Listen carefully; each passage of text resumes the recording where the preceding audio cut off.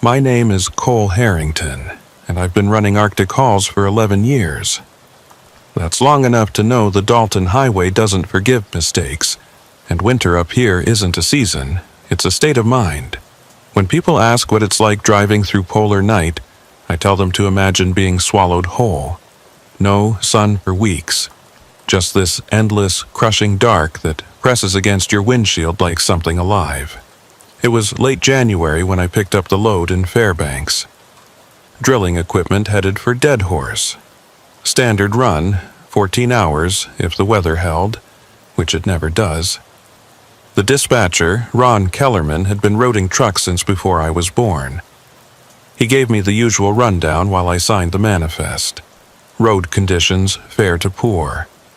Temperatures hovering around -40. Wind chill taking it down past 60 below. "You fueled up?" Ron asked, not looking up from his clipboard. "Topped off an hour ago.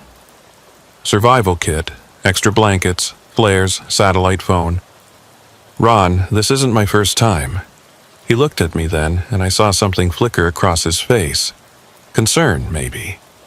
Or just the exhaustion that comes from watching drivers head north into the blackness year after year.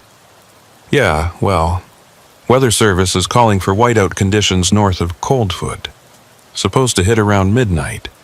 You sure you don't want to wait it out till morning?" I checked my watch. It was already past 2 in the afternoon, which meant it had been dark for hours and would stay that way until March. "I'll be through the pass before it hits. I know the road." Ron nodded slowly, like he'd heard that line before. Probably had. He handed me the paperwork and turned back to his radio without another word. I climbed into the cab, fired up the engine, and let it idle for a few minutes while the heater kicked in. The thermometer on my dashboard read -38. Outside, the air was so cold it felt like broken glass in your lungs. Fairbanks disappeared behind me within minutes, swallowed by the kind of darkness you don't get anywhere else. No streetlights, no houses. Just the narrow tunnel of my headlights cutting through the black, illuminating nothing but snow-packed asphalt and the occasional reflective mile marker. The truck's cabin was warm, almost too warm, but I kept the heat cranked because the cold up here isn't something you take chances with. Your fuel can gel, your tires can crack, your engine can seize, and if you break down out here in the middle of polar night, you're not waiting for a tow truck. You're waiting to see if you freeze to death before someone notices you're missing. The first hour was uneventful. I passed a couple of southbound trucks, their lights blooming briefly in the darkness before vanishing behind me. The road was in decent shape, hard-packed snow with minimal ice. My CB radio crackled occasionally with static and distant chatter, drivers checking in with each other, talking about weather, fuel stops, engine trouble.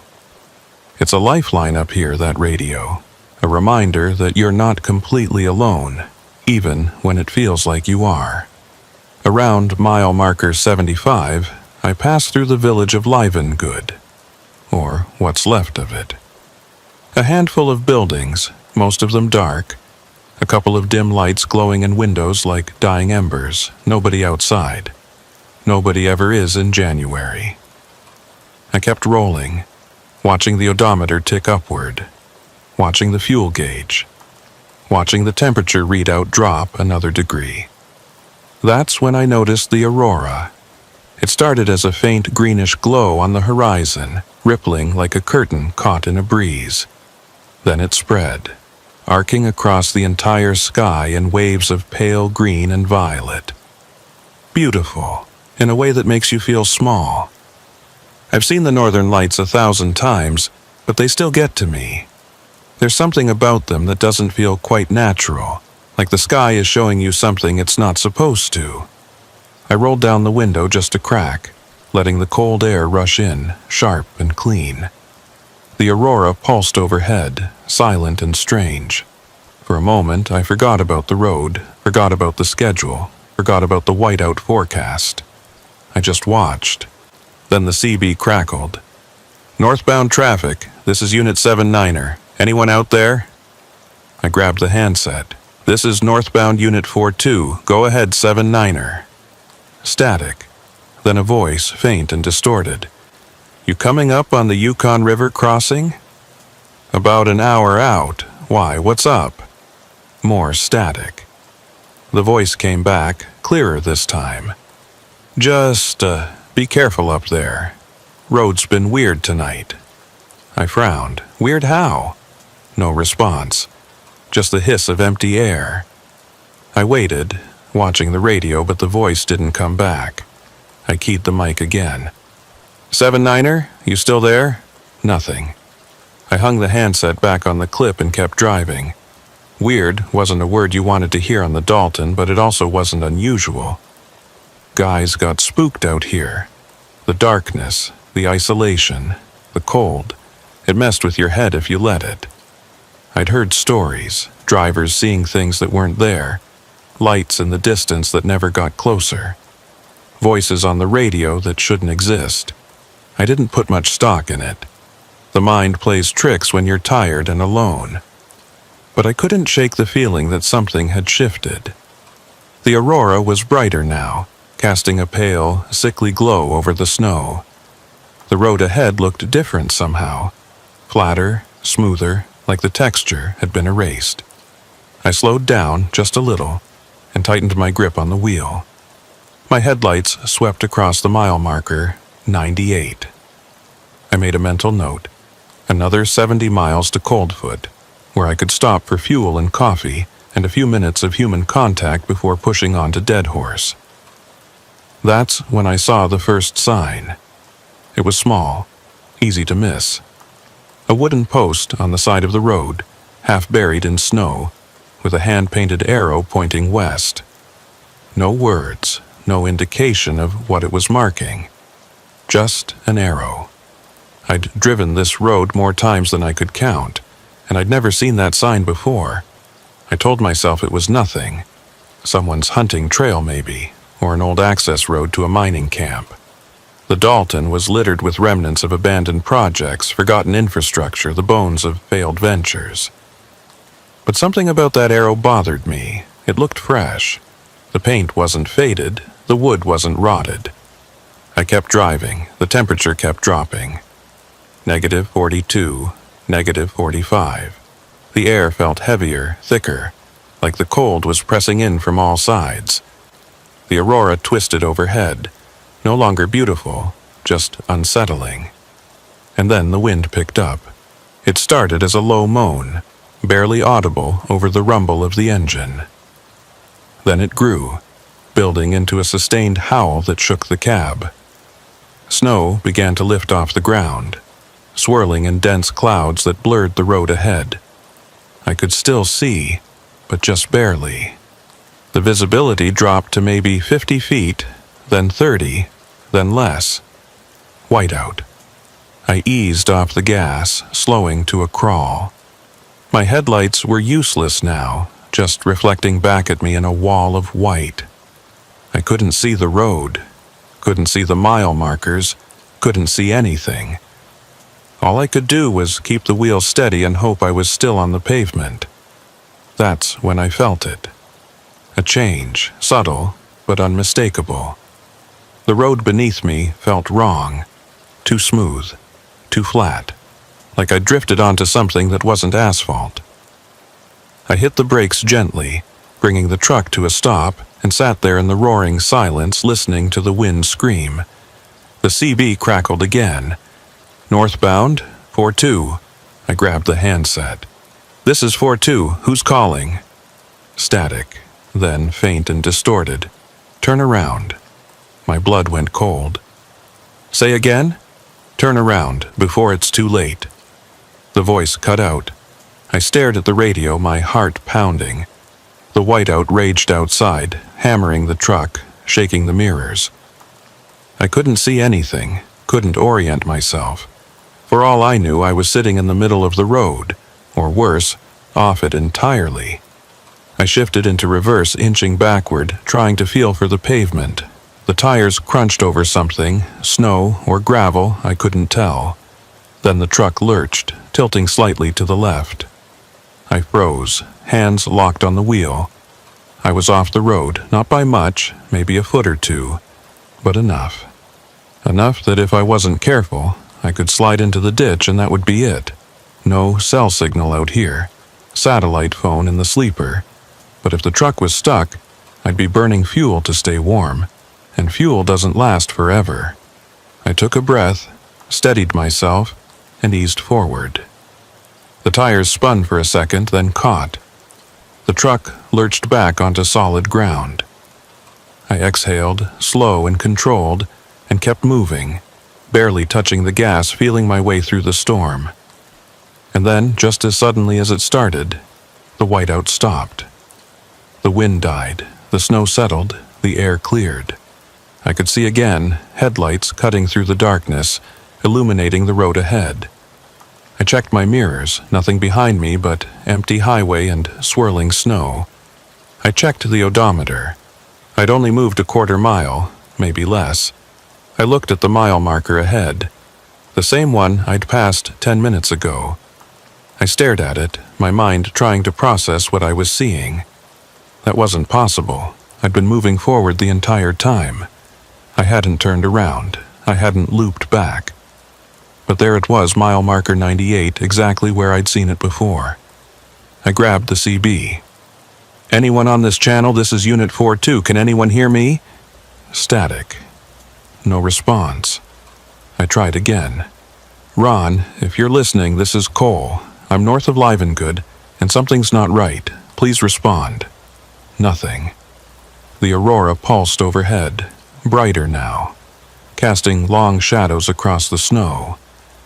I sat there, engine idling, staring at that mile marker.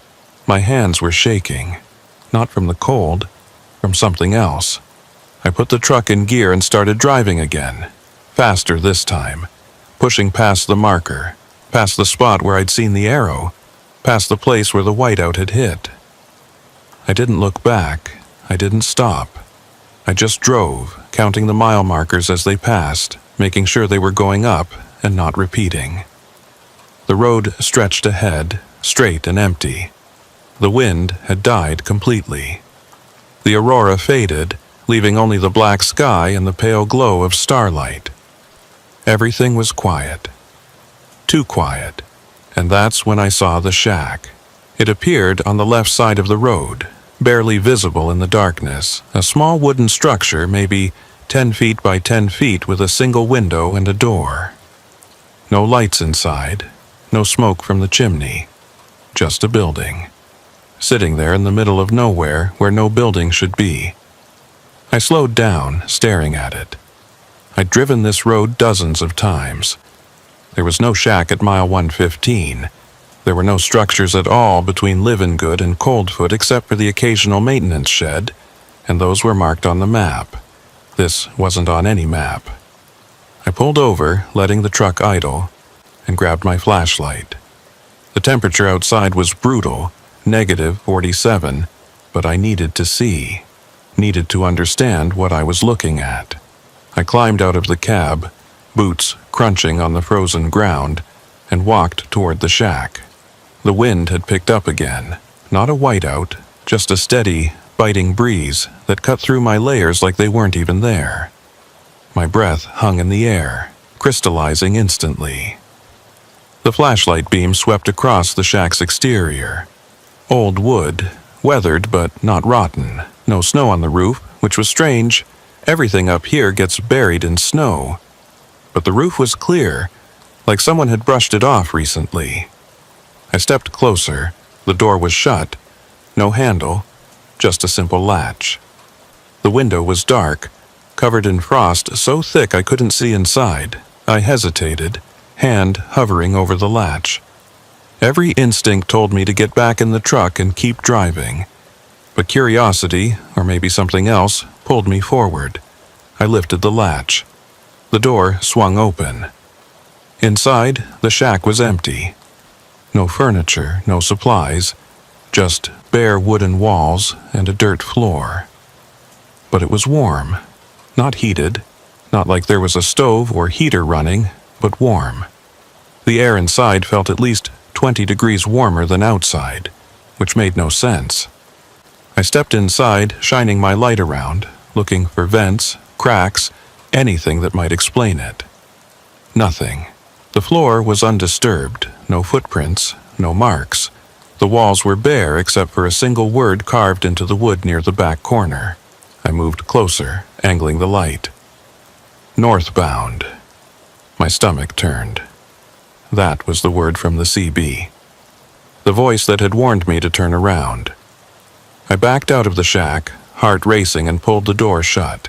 The latch clicked into place. I stood there for a moment, staring at the building, trying to rationalize what I'd just seen. Then I turned and walked back to the truck. I climbed into the cab, slammed the door, and locked it. My hands were shaking again. I grabbed the CB handset. Anyone on this frequency, this is Unit 42. I'm at mile 115, and I need confirmation. Is there a structure on the west side of the road at this location? Static. I tried again. Ron, if you can hear me, I need you to check the maps. Mile 115 west side. Is there anything there? No response. I hung up the handset and stared at the road ahead. The shack sat in my side mirror, dark and motionless. I put the truck in gear and started driving, watching the mirror as the building shrank behind me. I didn't take my eyes off it until it disappeared completely. Mile marker 116, 117, 118. The road was straight and empty. No other traffic. No lights in the distance. Just the endless black and the faint glow of the aurora returning to the sky. I kept the speed steady, hands tight on the wheel, mind racing. That's when the CB crackled again. 4-2, this is 7-9er. You still out there? I grabbed the mic. 7-9er, yeah, I'm here. Where are you? Just crossed the Yukon. You coming up behind me? I checked my GPS. The Yukon River crossing was at mile 56. I was at mile 120. Negative, I'm way past you. I'm north of... The signal cut out. I waited, but it didn't come back. I hung up the mic and kept driving, trying to piece together what was happening. The GPS said mile 120. The odometer agreed. But 7-9er said he was at mile 56, which meant either he was way behind me or I wasn't where I thought I was. I looked at the next mile marker as it passed. 121. Then 122. The numbers were going up. Everything seemed normal.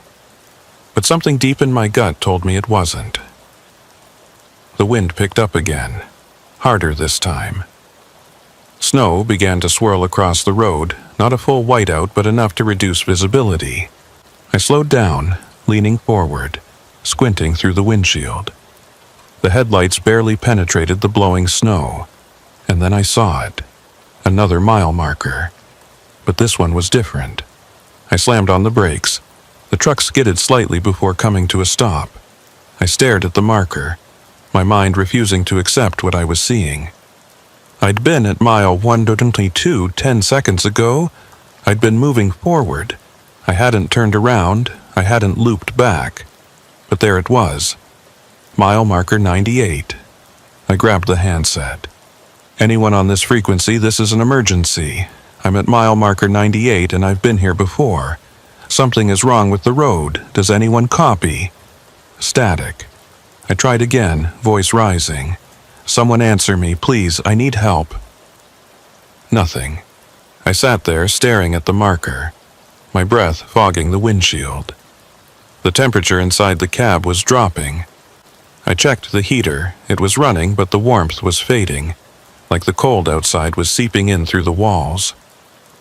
I turned the heat up to max, but it didn't help. The aurora flared overhead, brighter than before, casting the snow in shades of green and purple. And in that light I saw something. A figure, standing on the side of the road, maybe 50 feet ahead, motionless, facing the truck. My heart stopped. I leaned forward, trying to make out details. It looked like a person, but I couldn't tell. The aurora light made everything distorted, shadows stretching and bending in unnatural ways. I flashed my high beams. The figure didn't move. I grabbed my flashlight and rolled down the window, shining the beam toward the figure. It was a person, or something shaped like a person. Tall, wearing dark clothing, hood pulled up, but the posture was wrong. Too stiff, too still. I honked the horn. The sound echoed through the emptiness, sharp and jarring. The figure didn't react. I sat there, frozen, unsure what to do. Every instinct screamed at me to drive, to get past it, to not stop. But I couldn't look away, couldn't move. The figure just stood there, silent and unmoving, bathed in the green light of the aurora. Then, slowly, it raised one arm, pointing. Not at me. Behind me. I turned, looking out the back window. The road behind me was empty. No lights, no movement. Just the pale glow of the snow and the dark sky. I turned back to the figure. It was gone. I stared at the spot where it had been, my pulse hammering in my ears. The road was empty. No footprints in the snow. No sign that anyone had been there at all. I rolled up the window, locked the door, and sat there, breathing hard. My hands were shaking so badly I could barely hold the wheel. The temperature gauge on the dash read -53, colder than it had been all night. I put the truck in gear and started driving. Slowly at first, then faster. I didn't look back, didn't stop. I just drove. Past the mile marker, past the spot where the figure had been, past the place where the shack should have been but wasn't anymore. The road stretched ahead, endless and black. The aurora pulsed overhead, silent and strange. And somewhere in the distance, faint but growing louder, I heard the wind begin to howl. I drove for what felt like hours. The odometer kept ticking. The mile markers kept passing, but nothing looked right. The road was the same. The snow was the same. The aurora overhead was the same. It was like I was stuck in a photograph, moving forward but never getting anywhere. Mile 98 appeared again. Then again. And again. I stopped counting after the 5th time. My fuel gauge was dropping, not fast, but enough to notice. I'd burned a quarter tank since leaving Fairbanks, which should have taken me past Coldfoot by now. But I wasn't at Coldfoot, I wasn't anywhere. The CB stayed silent. No static, no voices, just dead air. I tried every channel, called out on each one, but nobody answered. It was like the radio had stopped working, or like there was nobody left to hear me. The temperature kept dropping. -55, -58. The cold was seeping into the cab despite the heater running full blast. I pulled a blanket from the sleeper and wrapped it around my shoulders, but it didn't help. My fingers were numb. My breath came out in clouds. That's when I noticed the ice. It was forming on the inside of the windshield, creeping inward from the edges in intricate patterns. Frost flowers, they call them. Beautiful in any other context. Terrifying when they start forming inside your cab. I cranked the defroster, but the ice kept spreading. Within minutes, my view was half obscured. The world outside reduced to a narrow tunnel of visibility. I scraped at it with my glove, but it just grew back, faster than I could clear it. I slowed to a crawl, leaning to the side to see through the clearest part of the windshield. The road ahead was barely visible, just a faint gray line between walls of snow. And then I saw them. Tracks. Tire tracks, fresh, cutting across the road and disappearing into the snowbank on the right side. I stopped, staring at them. They were wide, heavy-duty truck tires, the same size as mine. I looked at my side mirror. My own tracks stretched behind me, clear and unbroken. I looked ahead. The other tracks crossed the road from left to right, like someone had veered off and driven into the snow. I grabbed my flashlight and climbed out of the cab. The cold hit me like a wall, so intense it stole my breath. I pulled my hood tight and walked toward the tracks, following them with the flashlight beam. They led directly into the snowbank, deep ruts carved into the frozen surface. I followed them for maybe 20 feet, then stopped. The tracks ended. Not at a truck, not at a ditch, just ended. Like the vehicle had driven into the snow and vanished. I stood there staring, trying to make sense of it. Then I noticed something else. Footprints. Small, human-sized, leading away from the end of the tire tracks. They were deep, like someone had been running. I followed them with my light, tracking them across the snow toward the tree line. They stopped at the edge of the trees. No entry point. No continuation. Just stopped. I backed away, my heart pounding, and returned to the truck. I climbed into the cab, slammed the door, and locked it. My hands were so cold I could barely feel them. I turned the heater up again, even though I knew it wasn't helping. That's when I saw it in my side mirror, the shack. It was back. Same location, same appearance, sitting on the left side of the road where it had been before. But I'd driven past this spot 6 times. It hadn't been there. I stared at it, my breath fogging the mirror. The door was open now. Just a crack, but enough to see darkness inside. And as I watched, the door moved, not from the wind. It moved deliberately, slowly, like something was pushing it open from the inside. I didn't wait. I put the truck in gear and hit the gas, tires spinning briefly before catching. The truck lurched forward, and I drove, faster than I should have in these conditions. But I didn't care. I needed to get away from that shack, away from those tracks, away from whatever was happening. The road blurred past. Mile markers flashed by, too fast to read. The aurora overhead twisted and writhed, no longer beautiful, just alien. Wrong. The wind screamed, and the snow swirled, and the ice on my windshield grew thicker. Then I saw the lights. 2 points of white, far ahead, barely visible through the snow. Another truck heading south, toward me. I flashed my high beams, desperate for contact, for confirmation that I wasn't alone out here. The lights grew brighter, closer. I could make out the shape now, a big rig, same model as mine. It was moving fast, too fast for these conditions. I eased off the gas, pulling to the right to give it room. The truck roared past me, horn blaring. I caught a glimpse of the driver, hood up, face hidden, and on the side of the trailer, painted in faded letters, Harrington Freight. My company. My truck. I watched in the mirror as it disappeared behind me, the taillights fading into the snow. My hands were frozen on the wheel. My mind was spinning. That wasn't possible. I was driving my truck. There was only one unit out here, unless I'd been seeing myself. Seeing the loop from the outside. I slammed on the brakes, bringing the truck to a stop. I sat there, engine idling, staring at the empty road ahead. My breath was coming in short, sharp gasps. The temperature gauge read -61. That's when the CB crackled. 4-2, this is 7-9er. I'm at mile 98, you nearby? I grabbed the mic, my voice hoarse. 7-9er. Where are you coming from? South, just left Coldfoot. Why?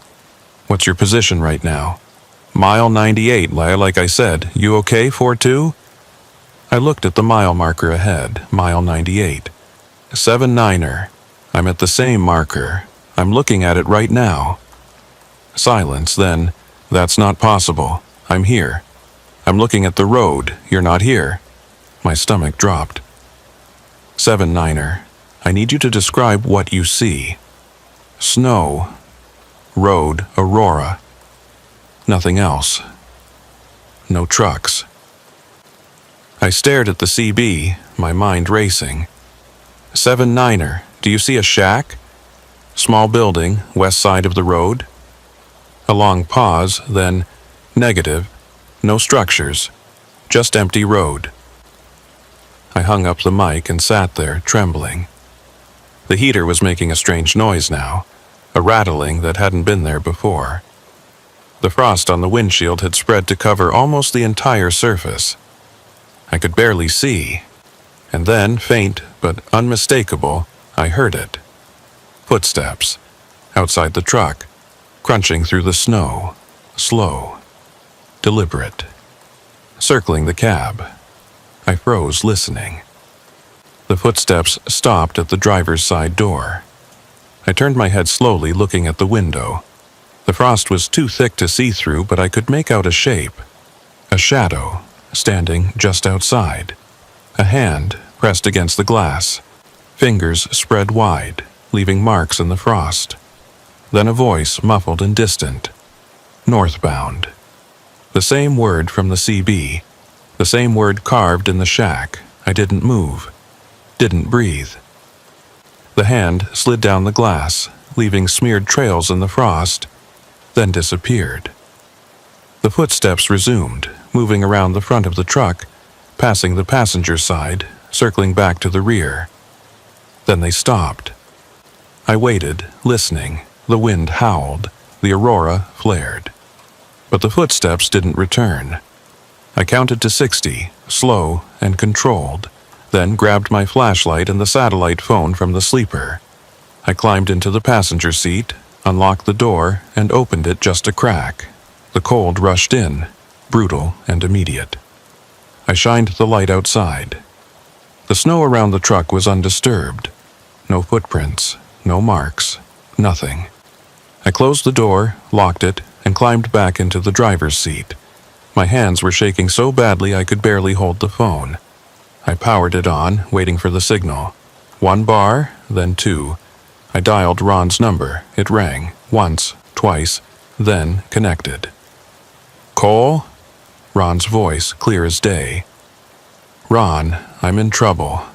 Something's wrong with the road. I keep seeing the same mile marker. I need help. Cole, slow down. What's your position? Mile 98. I've been here for hours. I can't get past it. Silence, then. Cole, that's not possible. GPS shows you at mile 167. I looked at the mile marker outside. 98. Ron, I'm looking at it right now. It says 98. Cole, your tracker shows you just south of Coldfoot. You're almost there. You should be seeing lights by now. I stared at the phone, my mind spinning. Ron, there are no lights. There's nothing. Just snow and dark. Another pause. Cole, I need you to pull over and check your equipment. Your GPS might be faulty, but you need to get to Coldfoot. Your fuel is low. I know my fuel is low. I've been trying to get there. Cole, you're 15 miles out. Just keep driving. You'll see the lights soon. He hung up. I sat there, staring at the phone. 15 miles, mile 167. But the marker outside said 98. I started the engine and drove. I didn't look at the mile markers. Didn't check the mirrors. I just focused on the road ahead, on the narrow tunnel of visibility through the frosted windshield, and drove. And then, slowly, gradually, I saw them. Lights. Faint at first, just a glow on the horizon, then brighter, sharper. The lights of Coldfoot trucks stop, exactly where they should be. I pulled into the lot, killed the engine, and sat there, shaking. The other trucks were parked in neat rows, their cabs dark. The truck stop windows glowed warm and yellow. Everything looked normal. Real. I climbed out, legs unsteady, and walked toward the building. The door opened with a cheerful jingle. Warm air washed over me, almost painful after hours in the cold. A woman behind the counter looked up and smiled. Rough night? I nodded, not trusting my voice. "Coffee's fresh. Help yourself." I poured a cup, hands still trembling, and sat at a table near the window. Outside, my truck sat in the parking lot covered in frost. I stared at it, trying to process what had happened. Then I saw the driver from the other truck, the one that had passed me on the road. He was sitting at the far end of the room, hood still up, face still hidden.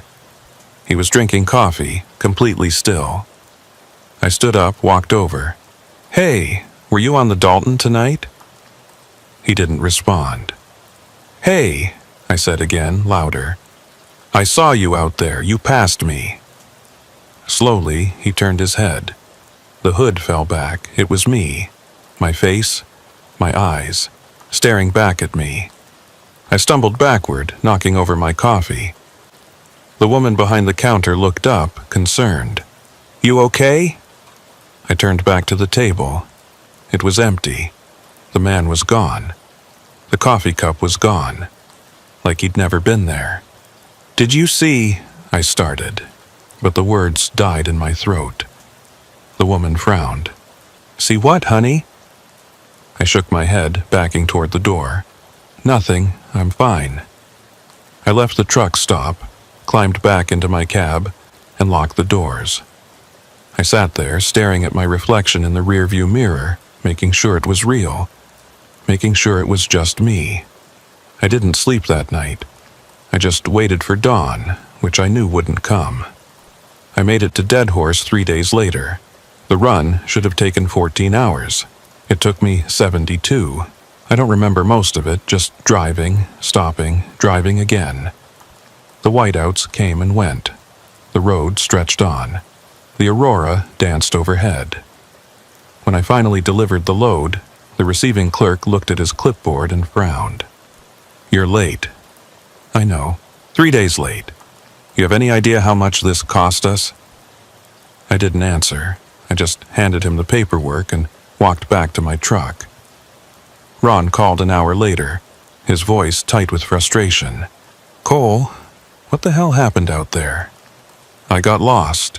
"Lost? You've been running that road for 11 years. How do you get lost?" I didn't have an answer, not one that would make sense. "Your GPS log doesn't match your timeline," Ron continued. "According to the tracker, you made the trip in standard time. But you're 3 days late. It doesn't add up." "I know."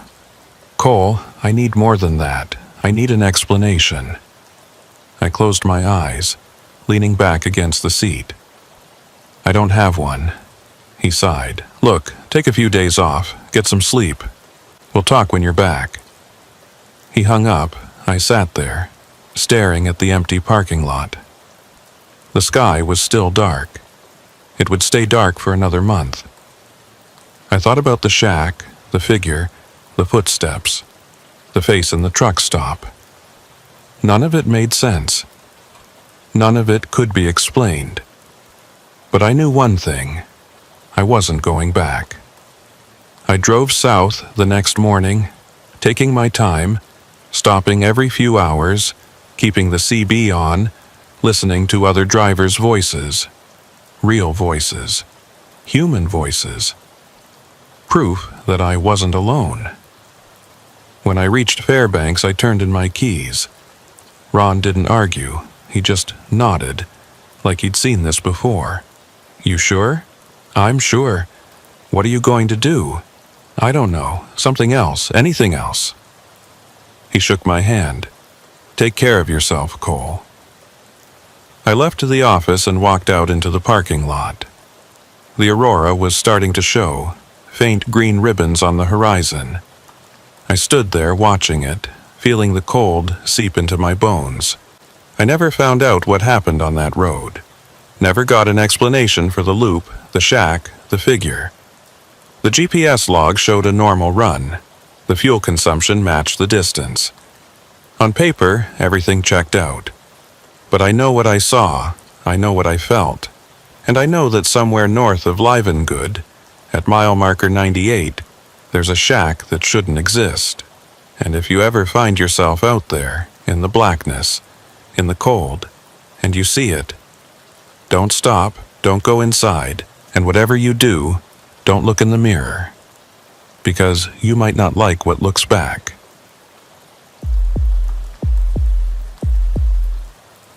My name is Reed Walker, and I've been hauling freight through the Yukon Territory for the better part of 16 winters. That's long enough to know that the silence up here isn't really silence at all. It's something else, something that presses against your eardrums and makes you hyper-aware of every small sound. The tick of cooling metal, the whisper of wind through a crack in the door seal, your own heartbeat, amplified in the darkness until it sounds like distant thunder. February is the worst month. The coldest, the darkest, the most unforgiving. The kind of month where your breath freezes in your lungs and the metal of your door handle can take the skin off your palm if you're not wearing gloves. The kind of month where the sun barely creeps above the horizon for a few hours before giving up and sinking back down, leaving you with 20 hours of absolute darkness. And in that darkness, in that cold, things change. The roads shift, landmarks disappear, and sounds travel in ways they shouldn't.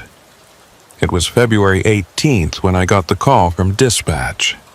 A priority load heading from Whitehorse to Dawson City, medical supplies and emergency equipment for the hospital up there.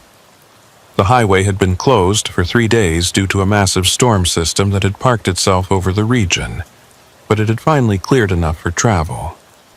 They needed someone experienced, someone who knew the Klondike Highway in winter, someone who wouldn't panic when things got rough. That someone was me. I picked up the load at the distribution center just after noon, which meant I had maybe 3 hours of weak, gray daylight before the darkness swallowed everything. The temperature was sitting at -43 Celsius, and the weather forecast was calling for another system to move in overnight. Light snow, maybe some wind. Nothing I hadn't driven through 100 times before, but there was something in the dispatcher's voice, a hesitation, a careful choice of words that made me pause. "You sure about this, Reed?" she asked. Her name was Margaret, and she'd been routing trucks in the territory for 30 years. She knew the roads as well as I did, knew the risks, knew when to hold back and when to send someone out. "I'm sure," I said, signing the manifest. "Hospital needs this stuff. Can't wait another 3 days for the weather to clear completely." She nodded slowly, but her eyes stayed on me a beat too long. "Radio's been acting up the last few days, lots of static, interference. Some of the drivers have been reporting strange transmissions." "Strange how?" She shrugged, but I could see the tension in her shoulders. "Just keep your radio on, check in every hour. And if you need to pull over and wait it out, do it. Don't push your luck." I told her I wouldn't, but we both knew I was lying. The first hour out of Whitehorse was uneventful. The highway was in decent shape, the snowplows had done their job, and the ice wasn't too bad yet. I kept the speed moderate, around 60 kilometers per hour, watching the road, watching the mirrors, watching the sky. The light was already fading, that weak February sun giving up early, and by the time I passed the turnoff for CarMax, it was full dark. That's when the temperature started to drop. I watched the gauge on my dashboard tick downward. -45, -48, -51. The kind of cold that makes the air itself feel brittle, like it might shatter if you moved through it too fast. I cranked the heater up, but the warmth felt thin, inadequate, like it was barely holding back the cold pressing in from outside. The road ahead was a narrow tunnel of visibility, my headlights cutting through the darkness and illuminating maybe 50 meters of snow-packed asphalt before everything dissolved into black. No other vehicles, no lights from distant houses, just the road and the trees and the enormous, suffocating darkness of the Yukon winter. I turned on the CB radio, more for the comfort of having another voice in the cab than for any practical reason. The static was immediate and loud, a harsh crackling that filled the space around me. I adjusted the squelch, trying to find a clear channel, but every frequency was the same. White noise, punctuated by brief moments of something that might have been voices but were too distorted to make out. Then, cutting through the static, clear as a bell. Northbound. I grabbed the mic. "This is northbound Unit 47, go ahead." Silence. Just the crackle and hiss of dead air. I tried again. "Unit 47 requesting identification. Who's calling?" Nothing. I hung up the mic and kept driving, telling myself it was just interference, just some weird atmospheric phenomenon that happens in extreme cold. Radio waves bounce differently when the air is this dense, this frozen. Signals get trapped and reflected, creating echoes and phantom transmissions. It was nothing, but I couldn't shake the feeling that the voice had been directed at me, that someone, somewhere, was calling out specifically to me. The kilometers ticked by slowly. I passed through the tiny settlement of Pelly Crossing, just a handful of buildings clustered around the highway, all dark and shuttered against the cold. No signs of life, no smoke from chimneys. Just empty structures and the pale glow of a single streetlight illuminating falling snow. The snow had started about 20 minutes earlier, light at first, just a few flakes drifting down through the headlight beams. But it was getting heavier now. Thicker, the flakes larger and wetter despite the temperature. I could feel the road changing beneath me, the texture shifting from hard-packed snow to something slicker, more treacherous. Black ice, the most dangerous thing you can encounter on a winter highway.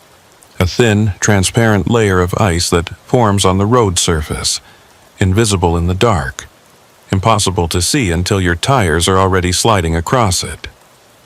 I eased off the gas, slowing down to 40 kilometers per hour, then 30, feeling for grip, testing the road with tiny adjustments to the steering wheel. The truck responded normally, the tires held, but I could feel it under there, that slickness, that lack of traction. One wrong move and I'd be in the ditch. That's when I heard it again. Northbound. Same voice, same clarity. But this time there was something else underneath it.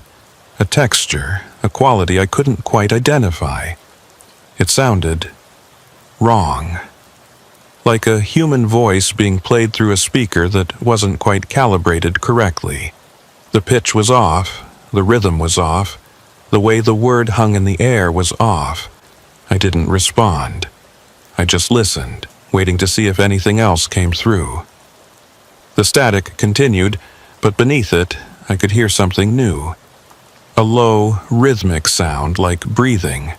Slow and steady, in and out, in and out. I reached over and turned off the radio. The silence that followed was immediate and oppressive, broken only by the rumble of the engine and the whisper of the tires on ice. But even with the radio off, I could still hear it. That breathing, faint but present, coming from somewhere inside the cab. I looked around, checking the sleeper, checking the passenger seat, checking everywhere.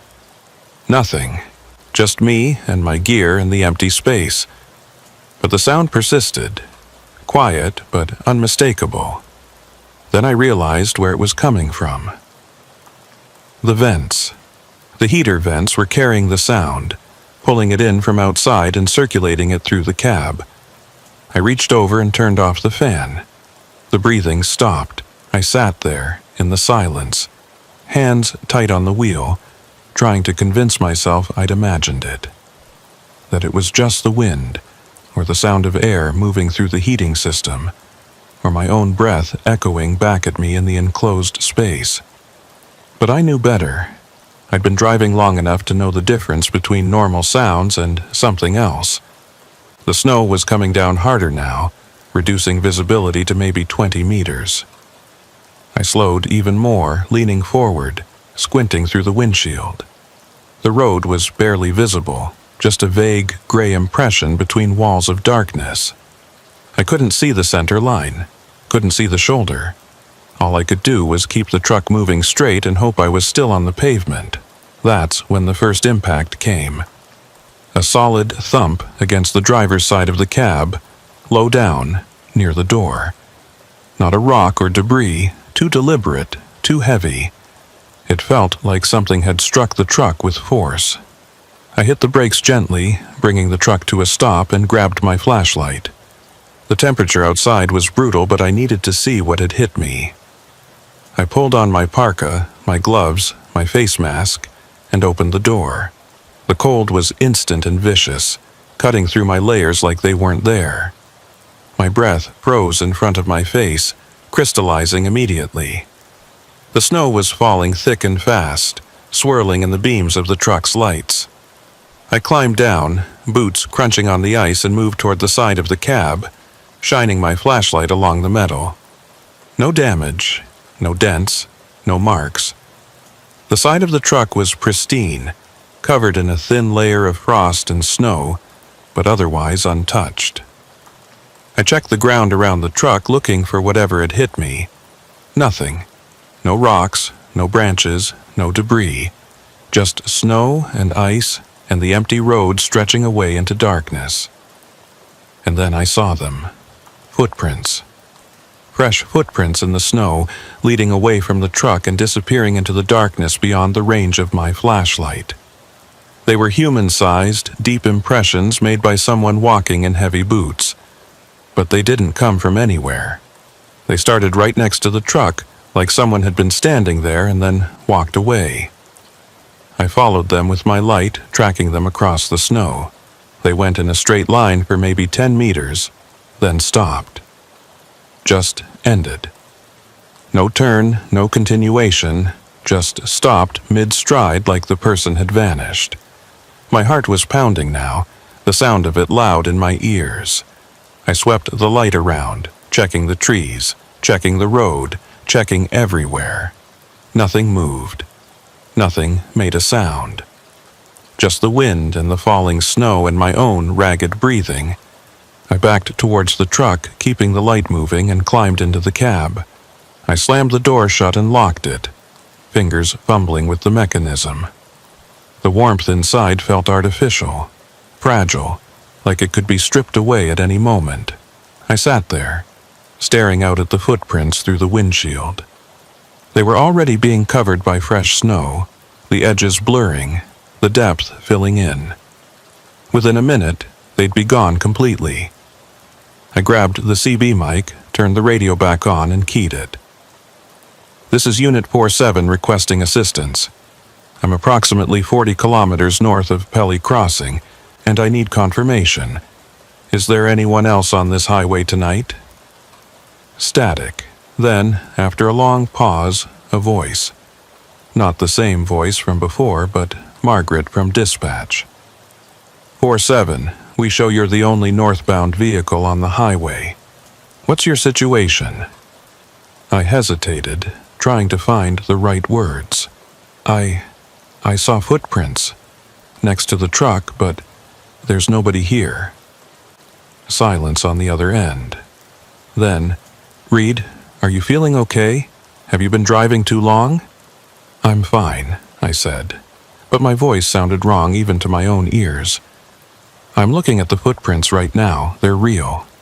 Reed, I need you to be honest with me. Are you experiencing any symptoms? Disorientation, confusion, visual disturbances? I realized what she was thinking. Hypothermia, carbon monoxide poisoning, hallucinations brought on by exhaustion and stress, but I wasn't hallucinating. I was looking at physical evidence, clear as day. Margaret, I'm fine, but something's not right out here. Another pause. Reed, I need you to pull over somewhere safe and check your carbon monoxide detector. Make sure your exhaust isn't blocked, and if you need to turn around and come back, do it. Nobody's going to think less of you. I looked at the detector mounted on the wall of the cab. The green light was steady, showing normal levels. Detector's fine. Exhaust is clear. I'm good to continue. Reed, I'm good, Margaret. I'll check in again in an hour. I hung up the mic before she could respond and put the truck in gear. The footprints were almost completely covered now, just faint depressions in the snow. I rolled forward slowly, eyes on the road, trying to focus on driving and nothing else. But I couldn't stop thinking about those prints. About how they'd started right next to my truck, like someone had been standing there the entire time, just out of sight, waiting. The snow continued to fall, heavier now, building up on the windshield faster than the wipers could clear it. The temperature gauge read -54, the coldest I'd seen all winter. And somewhere in the distance, faint but growing louder, I could hear the wind beginning to howl. The road ahead narrowed, flanked on both sides by dense forest. The trees pressed in close, their branches heavy with snow, creating a tunnel effect that made the darkness feel even more oppressive. I kept the speed steady, around 30 kilometers per hour, both hands on the wheel, eyes scanning constantly. That's when the CB crackled again. Northbound.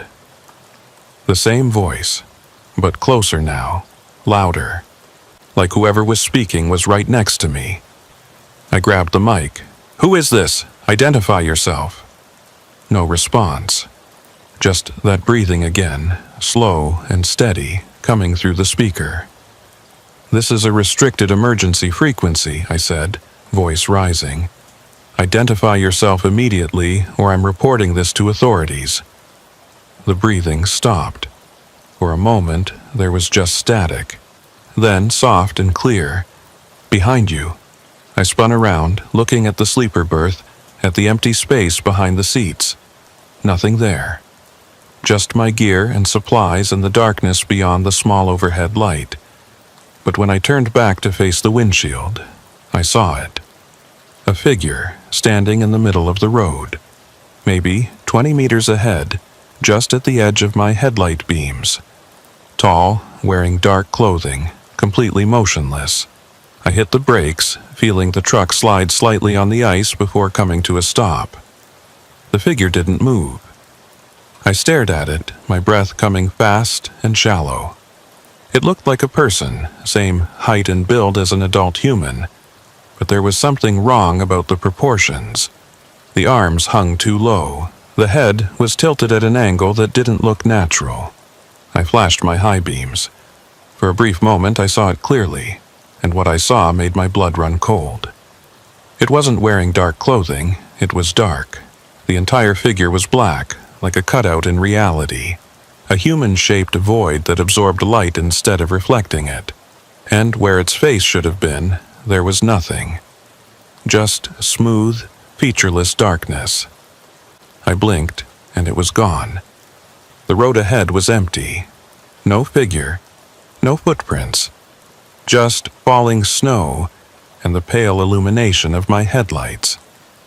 I sat there frozen, trying to process what I'd just seen.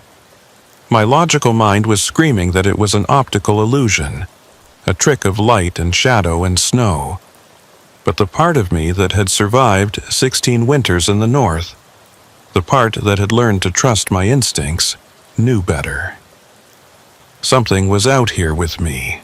I put the truck in gear and started moving again, faster now, pushing the speed up to 45 despite the conditions. I needed to get through this section of highway, needed to reach somewhere with lights and people and the reassuring solidity of civilization. The kilometers crawled by. Every shadow looked like a figure. Every sound was magnified, analyzed, feared. The CB stayed silent, but I kept the volume up, listening for that voice, for any sign that I wasn't alone. Then, at kilometer marker 178, I saw the abandoned truck stop. It loomed out of the darkness on the right side of the highway, a collection of dark buildings surrounded by drifts of snow. I'd passed it dozens of times before. It had been closed for years, the business failing when a new highway route had diverted most of the traffic. But now, in the darkness, it looked different. Wrong. There were lights on inside. Not bright lights, just a faint yellow glow coming from the windows of the main building. and in the parking lot I could see shapes. Vehicles, maybe, or something else. I slowed down, staring at the building as I approached. The logical part of my brain said to keep driving, to not stop, to get as far away as possible. But another part, the part that needed to know, that needed to understand what was happening, made me ease off the gas and pull into the lot. The building looked worse up close.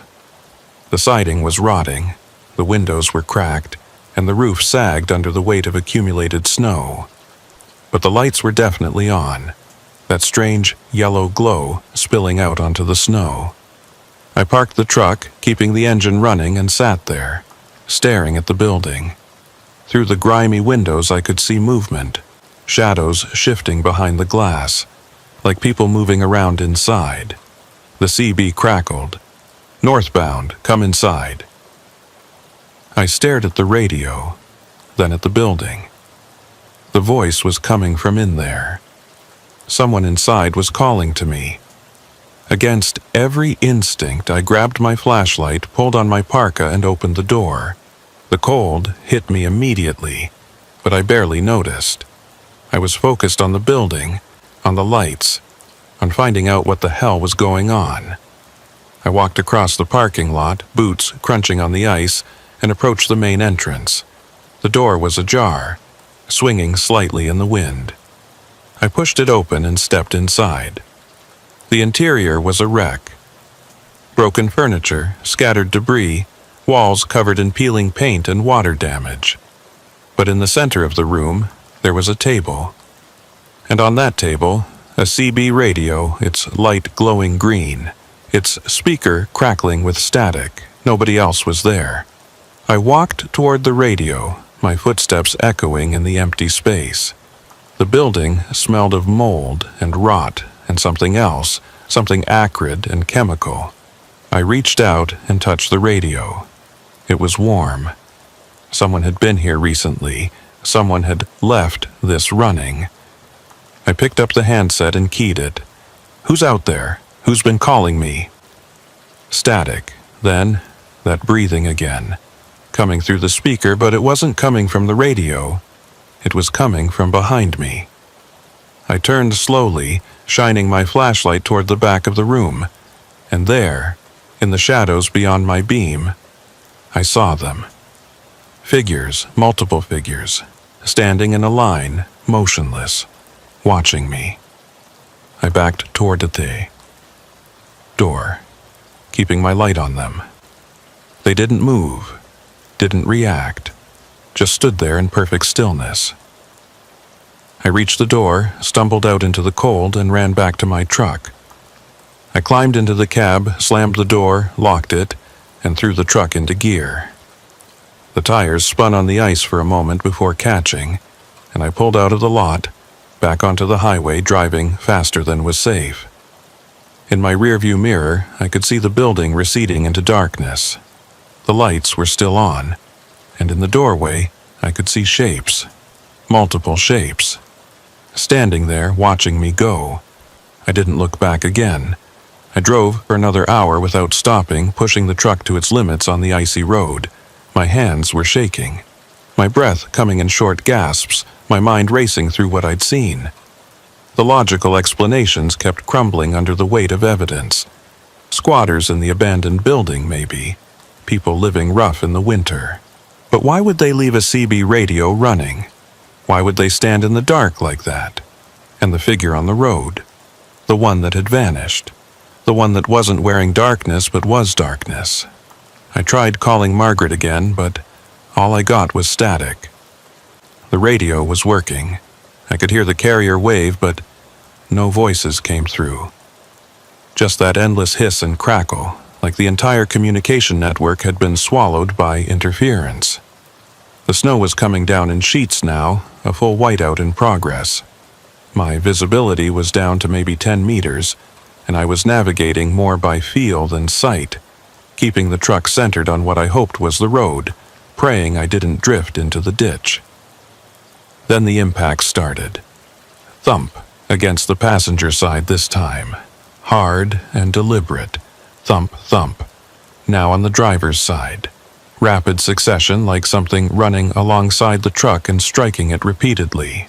I grabbed the flashlight and shined it out the window, but all I could see was swirling snow and darkness. The impacts continued, moving from the front of the cab to the back, following the length of the trailer. Like something was pacing the truck, matching its speed, reaching out to touch it as it passed. Thump. Thump, thump. I hit the gas, accelerating despite the conditions, trying to outrun whatever was out there. The speedometer climbed to 60, then 70. The truck shuddered on the ice, fishtailing slightly, but I kept the pressure on. The impact stopped. I eased off the gas, letting the speed drop back down to a safer level. My heart was hammering, my palms slick with sweat despite the cold. I checked the mirrors, looking for anything following me, but all I saw was white. That's when the CB crackled again. "Northbound, stop!" I ignored it, keeping my eyes on the road. "Northbound, stop, please." There was desperation in the voice now, not threat, but pleading. Like whoever was out there needed me to stop, needed me to help. "Who are you?" I asked, keying the mic. "What do you want?" No response, just static. Then, breaking through the interference, a new voice. Female this time, younger, scared. "Please, we need help. We're stuck. We've been stuck for days." I felt my chest tighten. The trucker in me, the part that had been trained to help people in distress, warred with the part that had seen things tonight I couldn't explain. "Where are you?" I asked carefully. "Up ahead, kilometer 195. We're in the ditch. Please, it's so cold." I checked my GPS. I was at kilometer 188. 7 kilometers to go. 7 kilometers to decide whether I was driving into a trap or toward people who genuinely needed help. "How many are you?" I asked. Static. Then, 4, 2 adults, 2 children. Our vehicle broke down. The heater stopped working. We've been trying to signal for help, but nobody's come. 2 children. The words hit me like a physical blow. If there were kids out there, kids in distress, I couldn't just drive past. No matter what I'd seen, no matter what my instincts were telling me. "I'm coming," I said. "Hold tight, 7 minutes." I pushed the speed up again, carefully, watching the road, counting down the kilometers. 9, 190, 191. R1. The snow was starting to lighten, the whiteout breaking up into scattered flurries. I could see further now, maybe 20 meters. Then I saw them, or rather, I saw the lights. Hazard lights flashing on the right side of the road, partially buried in the snow. A vehicle, nose first in the ditch, exactly where the voice had said. I pulled over, set my own hazards, and grabbed my emergency kit. Heavy parka, blankets, first aid supplies, flares. I climbed out of the cab and approached the vehicle, flashlight cutting through the falling snow. It was an SUV, relatively new, with Yukon license plates. The hood was crumpled from the impact with the snowbank, and the windshield was covered in frost. I could see shapes inside, motionless. I knocked on the driver's window. "Hello? Can you hear me?" No response. I tried the door. It was unlocked. I pulled it open and the interior light flickered on. The vehicle was empty. No people, no adults, no children. Just empty seats and a CB radio mounted on the dash, its light glowing green. I backed away, my breath fogging in the cold air. The radio crackled. "Northbound." I ran back to my truck, threw the door open and climbed inside. I locked the doors, put the truck in gear, and accelerated away from the abandoned SUV. In my mirror, I could see the hazard lights still flashing, growing smaller, then disappearing as I rounded a curve. My hands were shaking so badly I could barely hold the wheel. Someone had set that up. Someone had called me on the CB, used a woman's voice, mentioned children.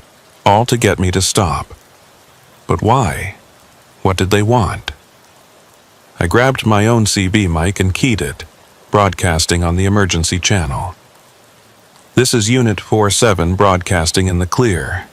There is a situation on the Klondike Highway, kilometer 195. Abandoned vehicle in the ditch, possible distress call that was faked. I am proceeding north. If anyone can hear this, please respond. Static. Just endless static. Then, cutting through. Behind you. I looked in the mirror. The road behind me was empty. Just a tunnel of darkness beyond the reach of my taillights. Behind you, the voice repeated. Clearer now, urgent. I adjusted the mirror, angling it to see further back, and there, at the very edge of visibility, I saw them. Lights. Headlights. Approaching fast. A vehicle was coming up behind me, moving at a speed that was reckless for these conditions. I could see it now, a large truck, similar to mine, closing the distance rapidly. I sped up, trying to maintain some space, but the other vehicle kept pace. It was right on my tail now, high beams on, filling my mirrors with blinding light. Then it pulled alongside me. I glanced over, trying to see who was driving, but the other cab was dark. No interior lights, no visible driver, just a massive shape moving in parallel with me, matching my speed exactly. The CB crackled. Northbound. The voice was coming from the other truck. I was certain of it now. What do you want? I shouted into the mic, not caring if anyone else heard. The other truck edged closer, narrowing the gap between us. We were side by side on the highway, two massive vehicles racing through the darkness at 70 kilometers per hour. Then it swerved toward me. I yanked the wheel to the right, barely avoiding collision. My truck shuddered as the right side tires caught the shoulder, then pulled back onto the pavement. The other vehicle swerved with me, staying parallel, like it was hurting me somewhere. Northbound, turn here. I saw it ahead, a turnoff, barely visible, marked by a small reflective sign. The other truck was pushing me toward it, forcing me to take the exit. I had a choice: fight for control of the highway, risk a collision at high speed on ice, or take the turnoff and see where it led. I took the turnoff. The other truck didn't follow. It continued north on the main highway, its lights disappearing into the distance within seconds. I slowed down, bringing the truck to a crawl on the narrow side road. My GPS had lost signal. My radio was dead. I was completely alone, on a road I didn't recognize, in the middle of the Yukon wilderness. The road curved through dense forest, the trees pressing in close on both sides. The snow was deeper here, untouched, and I could feel the truck struggling through it. I should have been leaving tracks, but when I checked my mirrors, the snow behind me was smooth, unmarked, like I hadn't passed through at all. Then I saw the building. It was set back from the road, barely visible through the trees. A cabin larger than the one at the truck stop, with lights glowing in the windows. Warm, inviting yellow lights that looked completely out of place in this frozen wilderness. I stopped the truck, staring at the building. Every instinct screamed at me to turn around, to force my way back through the snow to the main highway. But I couldn't. The road ahead narrowed to nothing, swallowed by drifts. And the road behind me had vanished. I was trapped. The CB crackled one last time. Northbound, come inside. I sat there in the darkness, engine idling, staring at the warm lights of the cabin, and slowly, against my better judgment, I reached for my parka. The cold outside was worse than before, if that was possible. The thermometer on my dash read -61 Celsius. At that temperature, exposed skin freezes in less than a minute. Your breath crystallizes before it leaves your mouth. The air itself becomes hostile, every inhalation burning your lungs. I pulled my face mask up, my hood tight, and climbed down from the cab. The snow came up to my knees and every step was an effort. I could see my truck behind me, engine still running, headlights cutting through the darkness. It looked small suddenly, fragile, inadequate against the enormity of the wilderness surrounding me. The cabin was maybe 30 meters away, a solid structure, log walls chinked with what looked like fresh mortar, a steep metal roof to shed snow, windows that glowed with that impossible warmth. Smoke rose from the chimney, dissipating quickly in the extreme cold. I trudged toward it, each step deliberate, watching for ice, watching for holes in the snow, watching for anything out of place. As I got closer, I could hear something. Music. Faint, but unmistakable. Old country music, the kind you'd hear on AM radio in the middle of the night. The door was solid wood, with a simple handle. No lock visible. I stood there for a moment, my gloved hand hovering over the handle, giving myself one last chance to turn around. But where would I go? The road was gone. The highway was kilometers away through deep snow and dense forest. I was here, whether I wanted to be or not. I pushed the door open. The warmth hit me immediately, almost painful after the extreme cold. The interior of the cabin was exactly what you'd expect. A large main room with a stone fireplace, burning logs crackling cheerfully. Worn furniture, a couch and 2 chairs, arranged around the fire. A kitchen area along the back wall with an old gas stove and a sink. The music was coming from a radio on the counter, the signal clear and strong despite the isolation. And sitting in one of the chairs, facing the fire, was a man. He didn't turn when I entered, just sat there, shoulders relaxed, hands folded in his lap, staring at the flames. "Hello?"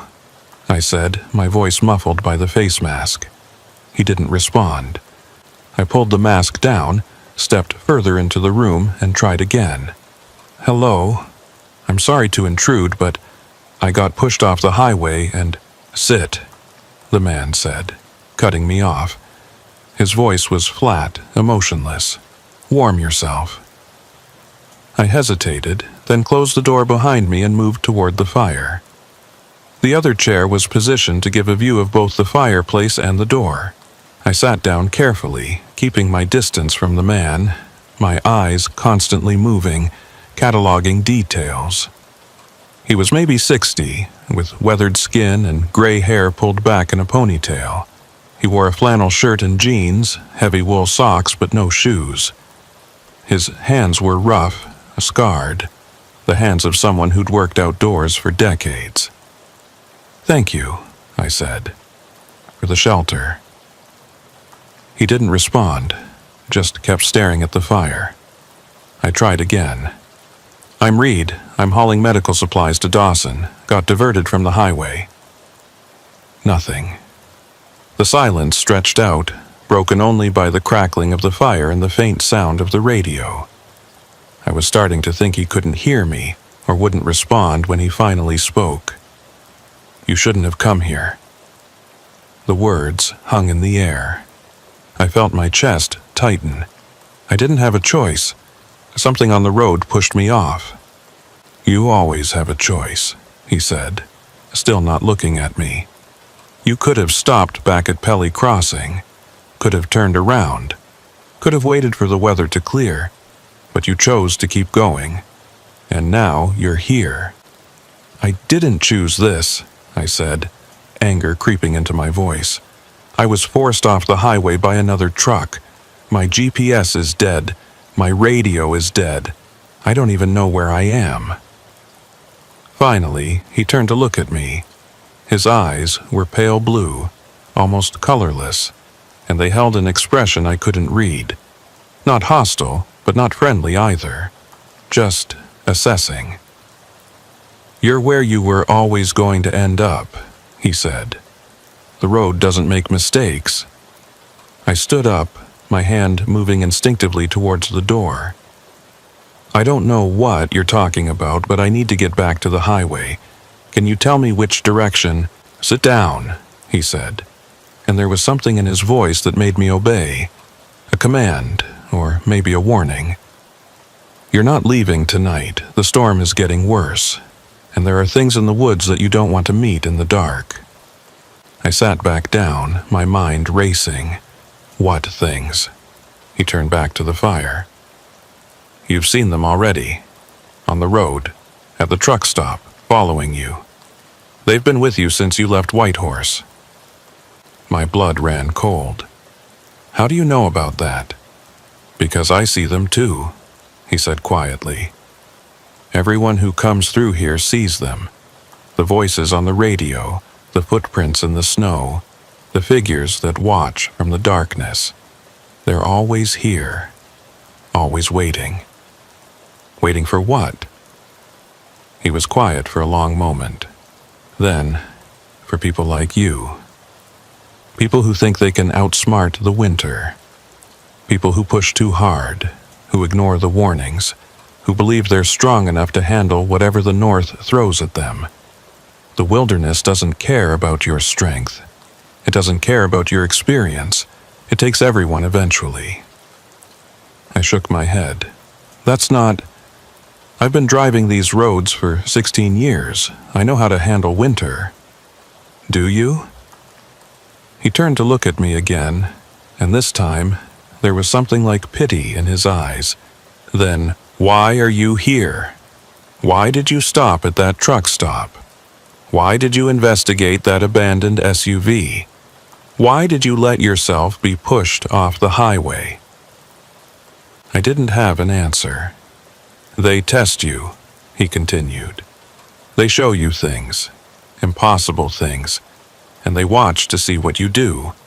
Most people run. They drive faster, they ignore the signs, they convince themselves it's all in their heads. But some people stop, they look, they try to understand. And that's when they're caught." "Caught by what?" I asked, my voice barely a whisper. He smiled, but there was no humor in it. "By the territory itself. By the darkness and the cold and the endless winter. This place is alive in ways you don't understand. It has a will, a hunger, and it feeds on people who venture too deep." I stood up again, backing toward the door. "You're insane." "Maybe," he said, turning back to the fire. "Or maybe I'm the only one who's figured it out. Either way, you should stay here tonight. Sleep by the fire. In the morning, if the storm clears, you might be able to find your way back to the highway." "Might?" "Some people make it back," he said quietly. "Most don't." I reached for the door handle, my hand shaking. "I'm leaving. I'll take my chances with the storm." "You'll die out there," he said, without turning around. "The temperature is dropping. By midnight, it'll be -70. Your truck will freeze, your fuel will gel. You'll last maybe an hour before hypothermia takes you." I hesitated, my hand on the handle. He was right. I knew he was right. Going out into that cold, in the dark, with no clear direction, was suicide. But staying here with this man and his impossible stories. "What are you?" I asked. "Are you one of them?" He laughed, a dry, bitter sound. "No, I'm just someone who made the same mistake you did. I came here 20 years ago. Had a load to deliver, thought I could beat the weather. Got pushed off the highway, found this cabin, and I've been here ever since." 20 years? I stared at him. "That's impossible. Someone would have looked for you. Dispatch would have sent search parties." "They did," he said. "But they never found me because this place doesn't exist on any map. It's not part of the world you know. It's something else, something in between." I couldn't process what he was saying. It was too much, too far outside the realm of possibility. But I also couldn't ignore the evidence. The road that had vanished. the GPS that had stopped working, the cabin that appeared out of nowhere in the middle of the wilderness. I let go of the door handle and moved back toward the fire. "In the morning," I said. "I'm leaving in the morning." "Maybe," he said again. And then he was quiet, staring into the flames, lost in thoughts I couldn't begin to imagine. I sat there for hours, watching the fire burn down, listening to the wind howl outside, feeling the cold press against the walls despite the warmth of the room. The man never moved, never spoke again. The radio continued to play, cycling through stations that shouldn't exist, playing music from decades past. Eventually, exhaustion won. I pulled my parka around me, leaned back in the chair, and closed my eyes. Just for a moment, I told myself. Just to rest. When I opened them again, the fire had gone out. The room was dark, and the man was gone. I sat up, my heart hammering. The only light came from the windows, that pale gray, pre-dawn light that barely penetrated the darkness. The radio was silent. The cabin was freezing, the temperature inside barely warmer than outside. I stood up, my joints stiff, my breath visible in the air. The door to the cabin was open, swinging slightly in the wind. Snow had blown in, creating a drift across the floor. I approached the door cautiously, looking out at the wilderness beyond. The storm had passed. The sky was clear, showing the first hints of dawn. And there, clearly visible in the fresh snow, was a path. Not a road, not even a trail. Just a line of footprints, leading away from the cabin and into the trees. Human footprints, the same size and shape as my own. I looked back at the cabin. In the cold light of dawn, it looked abandoned. The furniture was rotted, the logs were crumbling, and the fireplace was cold and choked with debris. This place hadn't been lived in for years. I walked back to where my truck should have been parked. The snow was undisturbed, no tire tracks, no evidence that a vehicle had ever been there. My truck was gone. I stood there in the freezing dawn completely alone, staring at empty snow where my truck should have been. And then I heard it. The CB radio, crackling to life inside the cabin. Northbound. I walked back to the cabin slowly, each step deliberate, my mind trying to process what was happening. The radio was sitting on the counter, exactly where it had been the night before. But now, in the daylight, I could see it clearly. It was old, decades old, with vacuum tubes and analog dials, the kind of radio that shouldn't work anymore, that should be sitting in a museum or a junkyard. But it was working. The green light glowed steady, and the speaker crackled with static. I picked up the handset. "Who is this?" "Northbound. Follow the path." I looked out the window at the line of footprints leading into the trees. "Where does it go? Home?"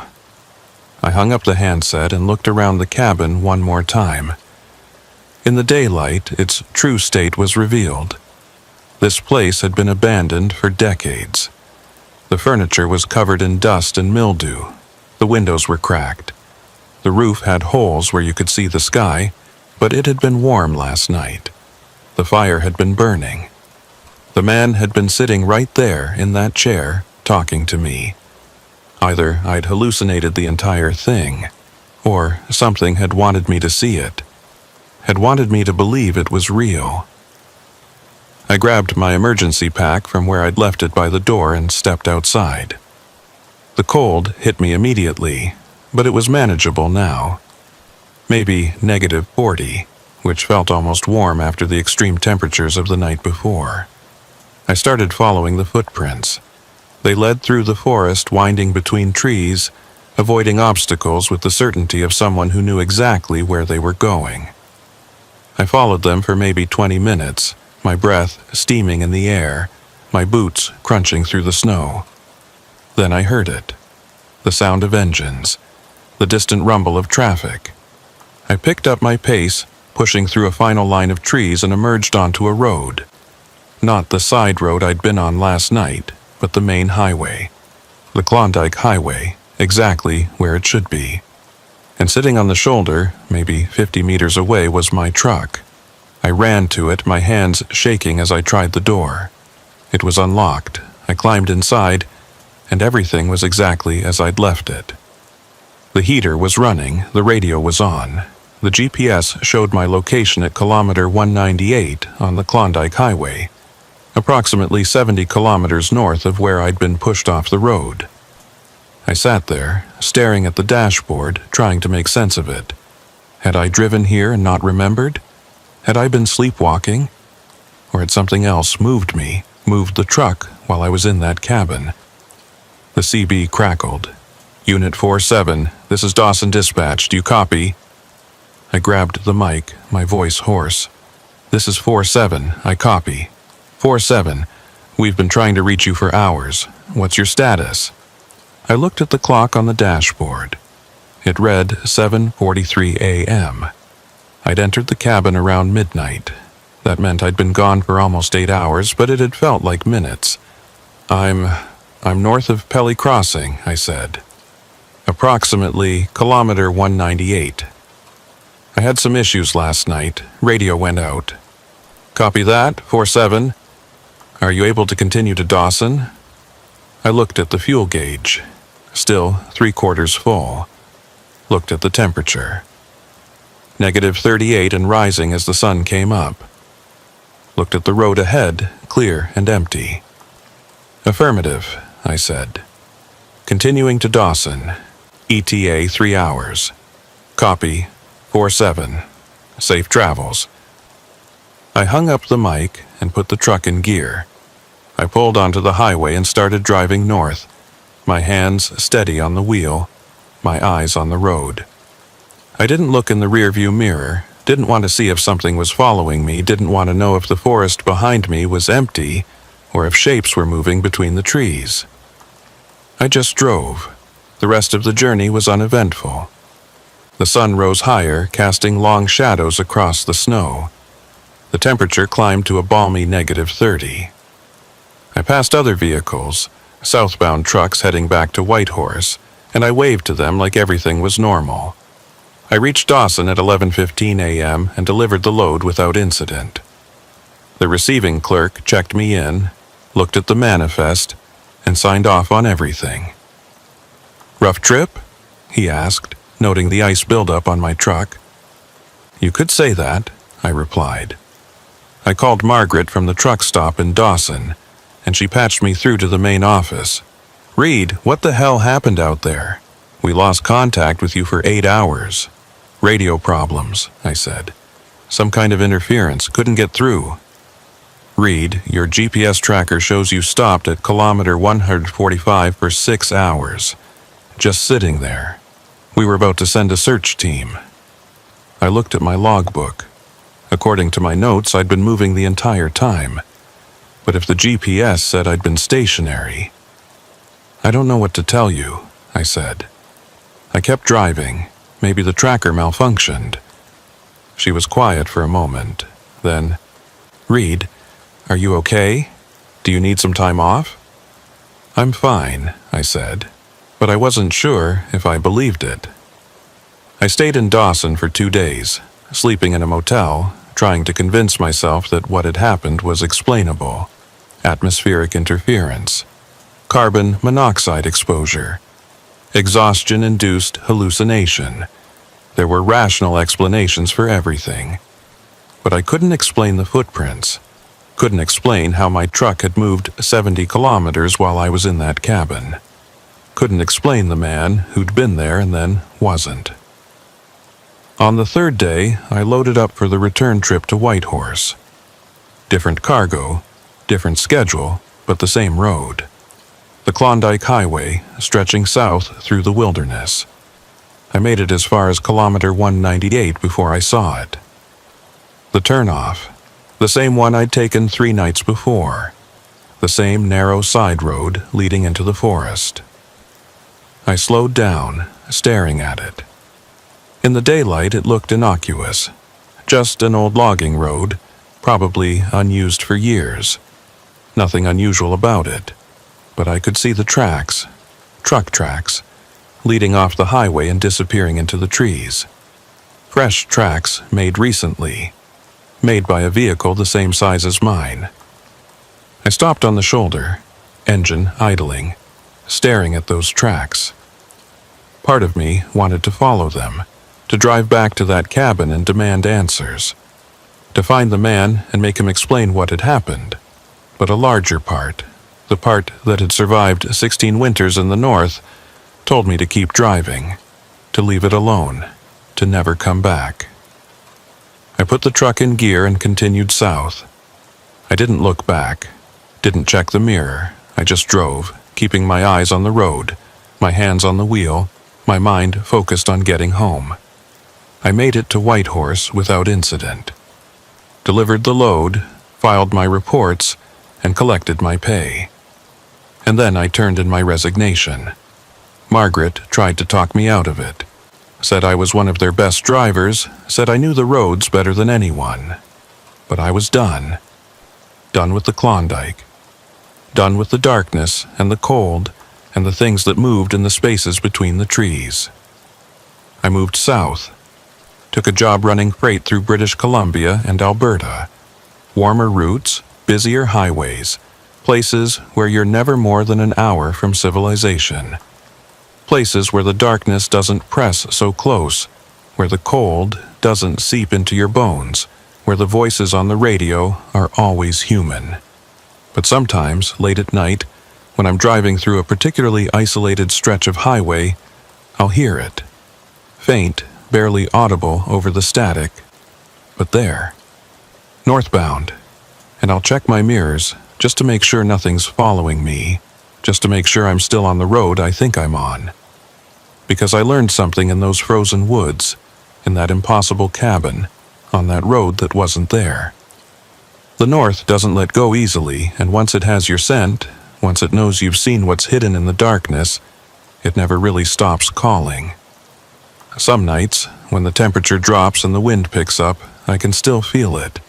That pull, that voice on the radio whispering my name, telling me to turn around, to head north, to find that road again. And the worst part, the part that keeps me awake, is that some part of me wants to. Some part of me wants to drive back up that highway, take that turnoff, follow those footprints to wherever they lead. Because there are answers there, in that cabin, in that forest. Answers about what's really waiting in the darkness, about what happens to the people who never make it home. But I won't, because I know that if I go back, if I follow those voices one more time, I won't be coming home. I'll become like that man, sitting in that chair, staring at the fire, waiting for the next lost driver to stumble through the door. And that's the real horror of it. Not the voices, not the footprints, not the impossible cabin. It's knowing that I could have been him, that I almost was him. That the only thing that separates me from that fate is the choice I made to keep driving, to ignore the call, to leave those answers behind. The North is still out there, waiting. The voices are still calling. And somewhere on the Klondike Highway at kilometer 145 or 198 or some other random point that changes every time, there's a turnoff. And someone will take it. Someone always does.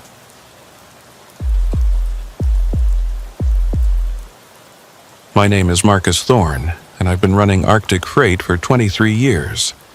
That's almost a quarter century of ice roads, whiteouts, and temperatures that would kill most people in under an hour. I've seen trucks jackknife on black ice and slide 300 feet before coming to rest. I've seen fuel lines freeze solid in the middle of the night.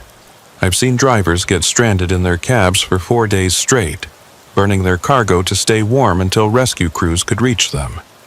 The North doesn't care about your experience, your skill, or your preparations. It takes what it wants, when it wants. But in all those years, in all those miles of frozen highway and endless darkness, I'd never been part of a convoy. Not a real one, anyway. Sure, I'd driven alongside other trucks, matched speeds for a few hours, maybe shared some chatter over the CB. But a proper convoy, 3 or more trucks moving together with a plan, with coordination, with mutual support, that was something different. Something special. And on February 23rd, 2023, I became part of one. It started with a phone call from dispatch 3 days earlier. I was in Yellowknife, parked outside a Tim Hortons, finishing off a double-double and a couple of Timbits, when my phone buzzed.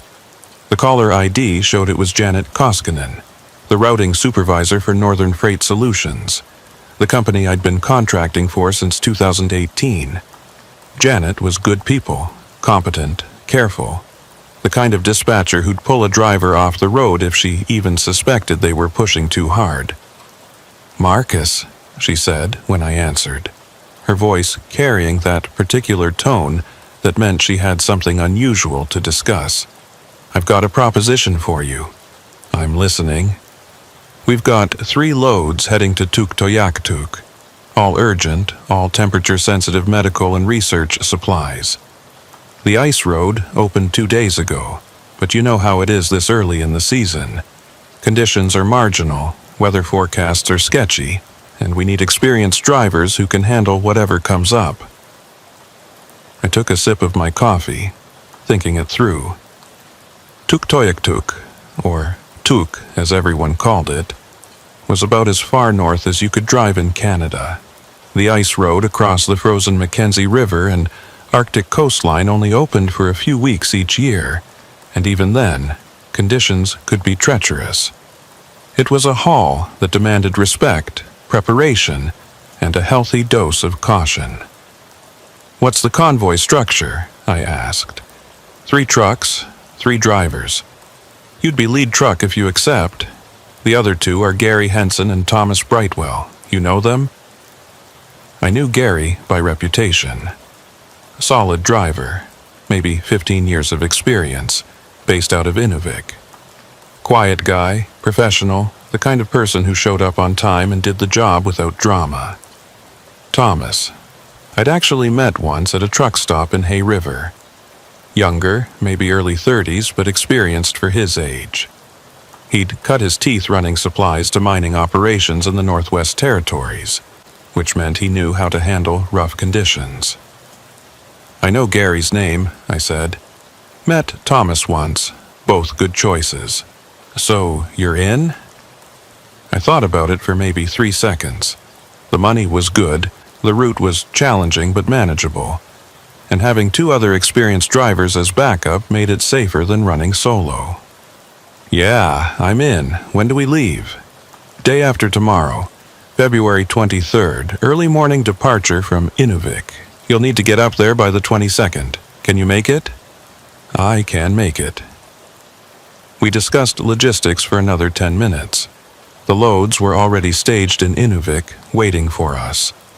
Each truck would be carrying different cargo, medical supplies, research equipment for the Arctic stations, food supplies for the community.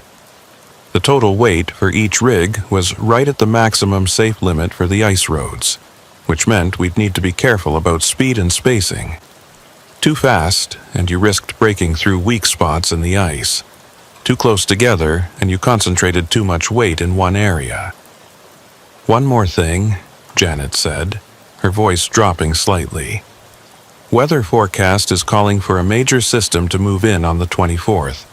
You'll need to be through the ice road section and into Tuk before it hits. Otherwise, you'll be stuck waiting it out. Could be days." "We'll make the schedule," I said.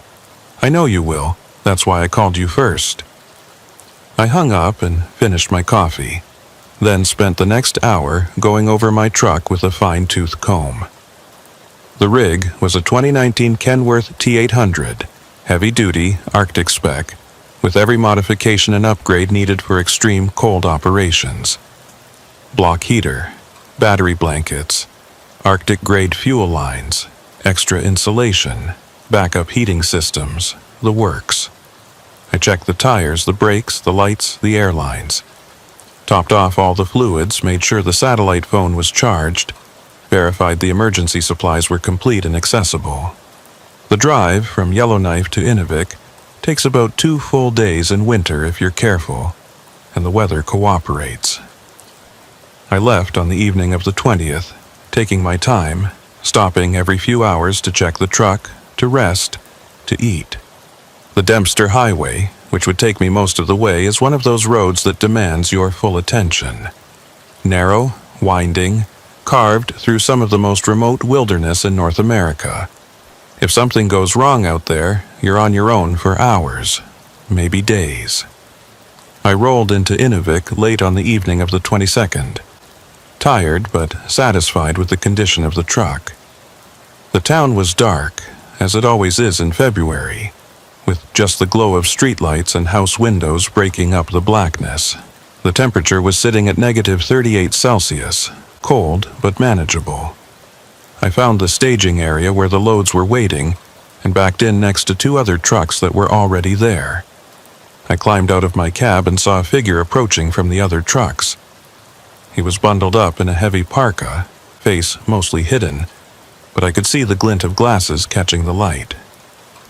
"Marcus Thorne?" he called out. "That's me." He pulled down his face mask, revealing a weathered face with a neat gray beard. "Gary Henson, good to meet you." We shook hands, both of us wearing thick gloves that made the gesture awkward but necessary. "Likewise. Where's Thomas?" "Inside the office, getting the final paperwork sorted." Gary gestured toward a small building adjacent to the loading area. "Should be out in a few minutes. Want to grab some coffee? There's a pot brewing inside." I nodded, and we walked toward the building together. The wind had picked up, not strong but steady, carrying fine snow that stung any exposed skin. Inside, the building was blessedly warm, heated by a roaring propane heater in the corner. A young man was standing at a desk going over papers with a clerk. He looked up as we entered. "Marcus?" he asked. "Yeah. You must be Thomas." He was younger than I'd remembered, maybe 28 or 29, with short dark hair and sharp, intelligent eyes. He stuck out his hand and we shook. "Good to meet you properly. I think we crossed paths once in Hay River?" "About 2 years ago," I confirmed. "You were hauling mining equipment." "Still am, most of the time. This is my first run to Tuk, though. Been looking forward to it." Gary poured 3 cups of coffee from the industrial-sized pot sitting on a folding table, and we gathered around a map that the clerk had spread out on the desk. It showed our route from Inuvik to Tuktoyaktuk, about 150 kilometers if you went by the winter ice road. The summer route was longer, following the coast, but in February the ice road was the only option. "Weather update," the clerk said, pointing to a printout of the forecast. "System is still tracking to hit on the 24th, but it's moving faster than originally predicted. You'll want to be through the ice road section by early afternoon tomorrow, latest. After that, visibility will drop to near zero." "What's the ice condition?" Gary asked. "Reports from yesterday say it's good. Minimum 40 centimeters throughout, some sections over 60. No pressure ridges reported, no overflow. Should be smooth sailing if you follow the markers."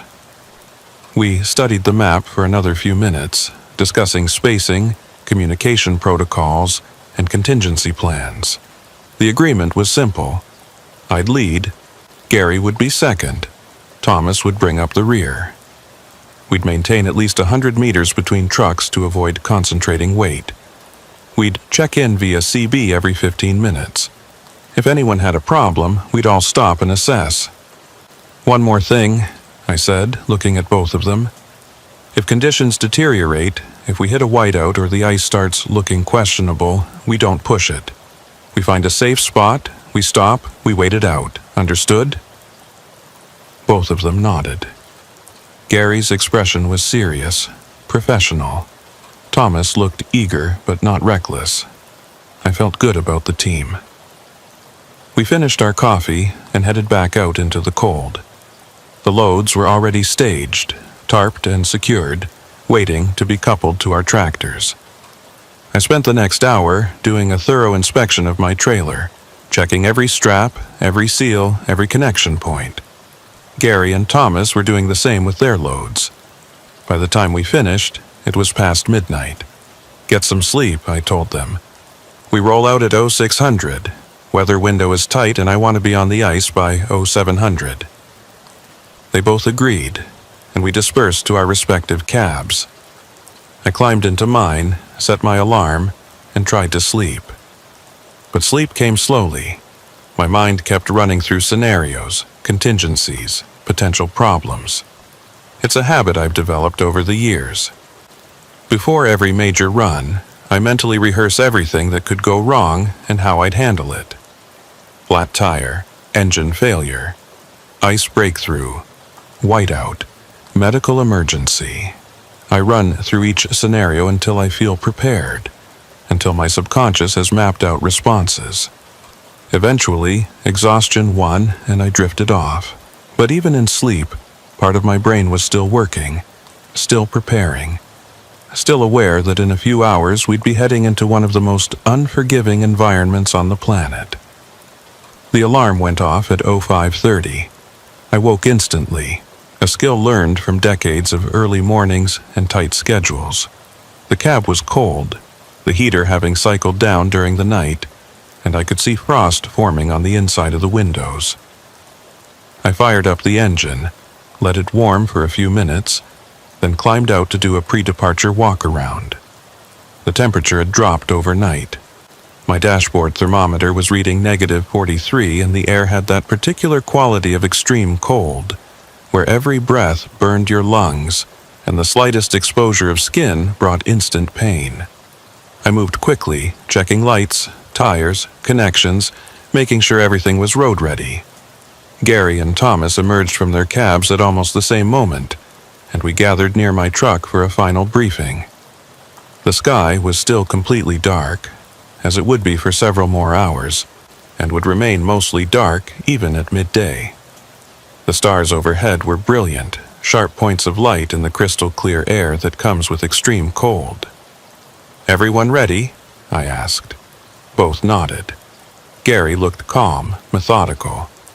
Thomas had a hint of nervousness in his eyes, but also determination.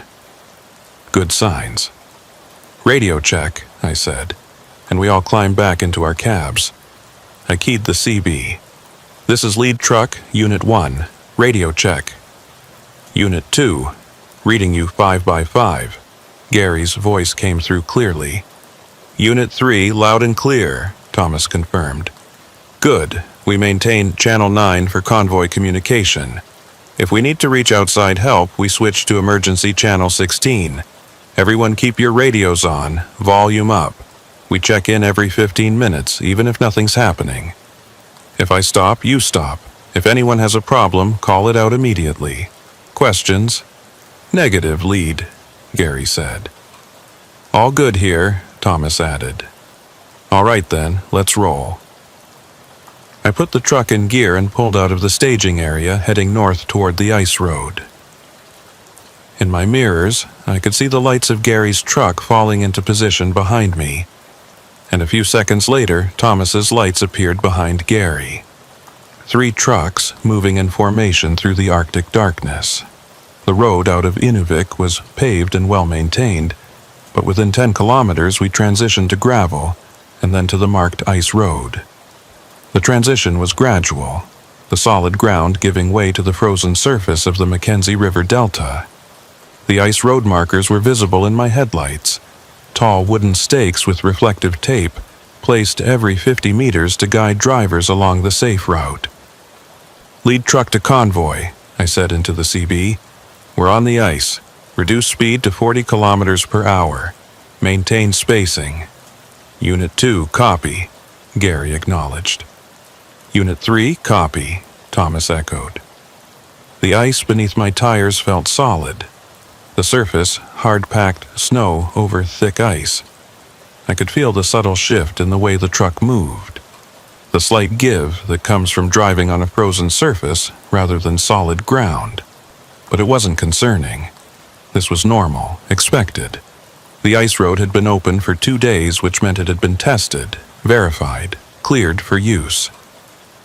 We drove in silence for the first 30 minutes, all of us focused on the road, on the spacing, on the conditions. The darkness was absolute beyond my headlights, a wall of black that pressed in from all sides. The only sound was the rumble of the engine and the crunch of tires on snow. Then, at 0645, I made my first radio check. Lead truck to convoy, status report. Unit 2, all good. Ice feels solid, visibility clear, Gary responded. Unit 3, no issues, running smooth, Thomas added.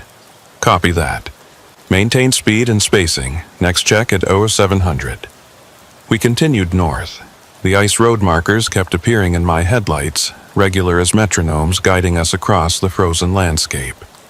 To my left and right, I could see nothing but darkness, but I knew what was out there. Vast expanses of frozen delta, dotted with islands of willow and spruce, broken by channels and overflow areas where the ice could be thin or non-existent. The markers defined the safe path, the route that had been surveyed and tested to ensure it could support the weight of heavy trucks. At 0700, I made another check. Everyone was still good. The temperature was holding steady at -43, no wind yet, which was fortunate. Wind can make extreme cold exponentially more dangerous, driving the wind chill down to life-threatening levels and creating whiteout conditions even when there's no fresh snow falling. We'd been on the ice for almost an hour when I saw something that made me slow down. Ahead, maybe 200 meters, there was a dark patch on the surface. In the Arctic, dark patches on ice can mean several things. It could be overflow, where water has seeped up through cracks and frozen on the surface, creating a rough, dangerous texture. It could be thin ice, where the darker color indicates less snow cover and potentially weaker structure. Or it could be nothing, just a shadow or a trick of the light. I keyed the radio. Lead truck to convoy, slowing down to investigate potential hazard ahead. Maintain distance. Unit 2, copy. Slowing down, Gary responded. Unit 3, understood, dropping back, Thomas said. I brought my speed down to about 20 kilometers per hour, watching the dark patch carefully as I approached.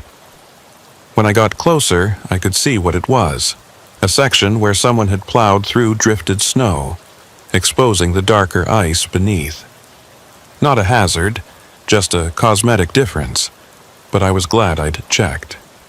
Lead truck to convoy, false alarm, just exposed ice, no overflow, resuming normal speed. Unit 2, copy. Unit 3, understood. We continued on. The routine of checking in every 15 minutes became a comfortable rhythm, a reassurance that we were all still there, still together, still moving forward. At 0730, the sky began to show the first hints of pre-dawn light, not true daylight but a gradual lessening of the absolute darkness. The stars faded, and the horizon became visible as a dark line against a slightly less dark sky. By 0800, we had enough ambient light that I could see more of our surroundings. The landscape was exactly as I'd expected. Flat, frozen, featureless, except for the occasional stand of small trees on an island. The ice beneath us stretched in every direction, a white desert broken only by our tracks, and the line of markers guiding us north. Lead truck to convoy, I said. We're making good time. Current position about 60 kilometers from Inuvik, 90 to go. Weather's holding. Everyone still good? Unit 2, all systems nominal, Gary reported. Fuel at 3/4. Engine temp normal, no issues. Unit 3, same here, Thomas added. This is actually pretty smooth so far. Don't jinx it, I said, half joking. Stay focused, we're not even halfway yet. The next hour passed without incident. The light continued to improve, though calling it daylight would be generous. It was more like extended twilight, a gray half-light that let you see but never felt quite natural. The temperature had actually risen slightly, up to -39. Small mercy. Then, at 09:15, the wind started. It began as a gentle breeze, barely noticeable. But within 10 minutes, it had built into a steady wind, maybe 30 kilometers per hour, blowing from the northwest. Fine snow began to lift off the ice surface, swirling in front of my headlights like smoke. I checked the forecast printout I'd taped to my dashboard. The system wasn't supposed to arrive until late afternoon, but weather in the Arctic is notoriously unpredictable. What felt like a gentle wind could rapidly become something much worse. Lid truck to convoy, winds picking up, everyone tighten your focus, visibility might start to degrade. Unit 2, I'm seeing it too. Keeping eyes on the markers, Gary responded, his voice steady but with a note of increased attention. Unit 3, copy. Still got visual on Unit 2's lights, Thomas confirmed. The wind continued to build. By 09:30, it was gusting to maybe 45 kilometers per hour, and the snow it was picking up was starting to reduce visibility. I could still see the markers clearly, but the spaces between them were getting hazier, the far distances fading into a gray-white murk. Lead truck to convoy, reducing speed to 35. This is getting borderline. If it gets worse, we may need to stop and wait it out. Unit 2 agreed. Better safe than sorry, Gary said. Unit 3, I'm okay to continue as long as we can see the markers, Thomas added. But I defer to your judgment. I kept driving, my hands tight on the wheel, my eyes constantly scanning. The markers kept appearing one after another, guiding us forward. The wind was loud now, howling around the cab, buffeting the truck enough that I had to make constant small corrections to stay on track. Then, at Aero 9:45, Gary's voice came through the CB, and there was tension in it. Lead truck, this is Unit 2. I'm seeing something weird with my rear trailer tires. Might be losing pressure on the right side. I checked my mirrors. Gary's truck was still visible, maybe 120 meters back, but I couldn't make out details. Can you tell if it's actually flat or just feels off? Hard to say. Steering feels normal, but there's a vibration that wasn't there before. I think I need to stop and check. I scanned ahead, looking for a good place to pull over. The ice road was marked, but there wasn't really a shoulder.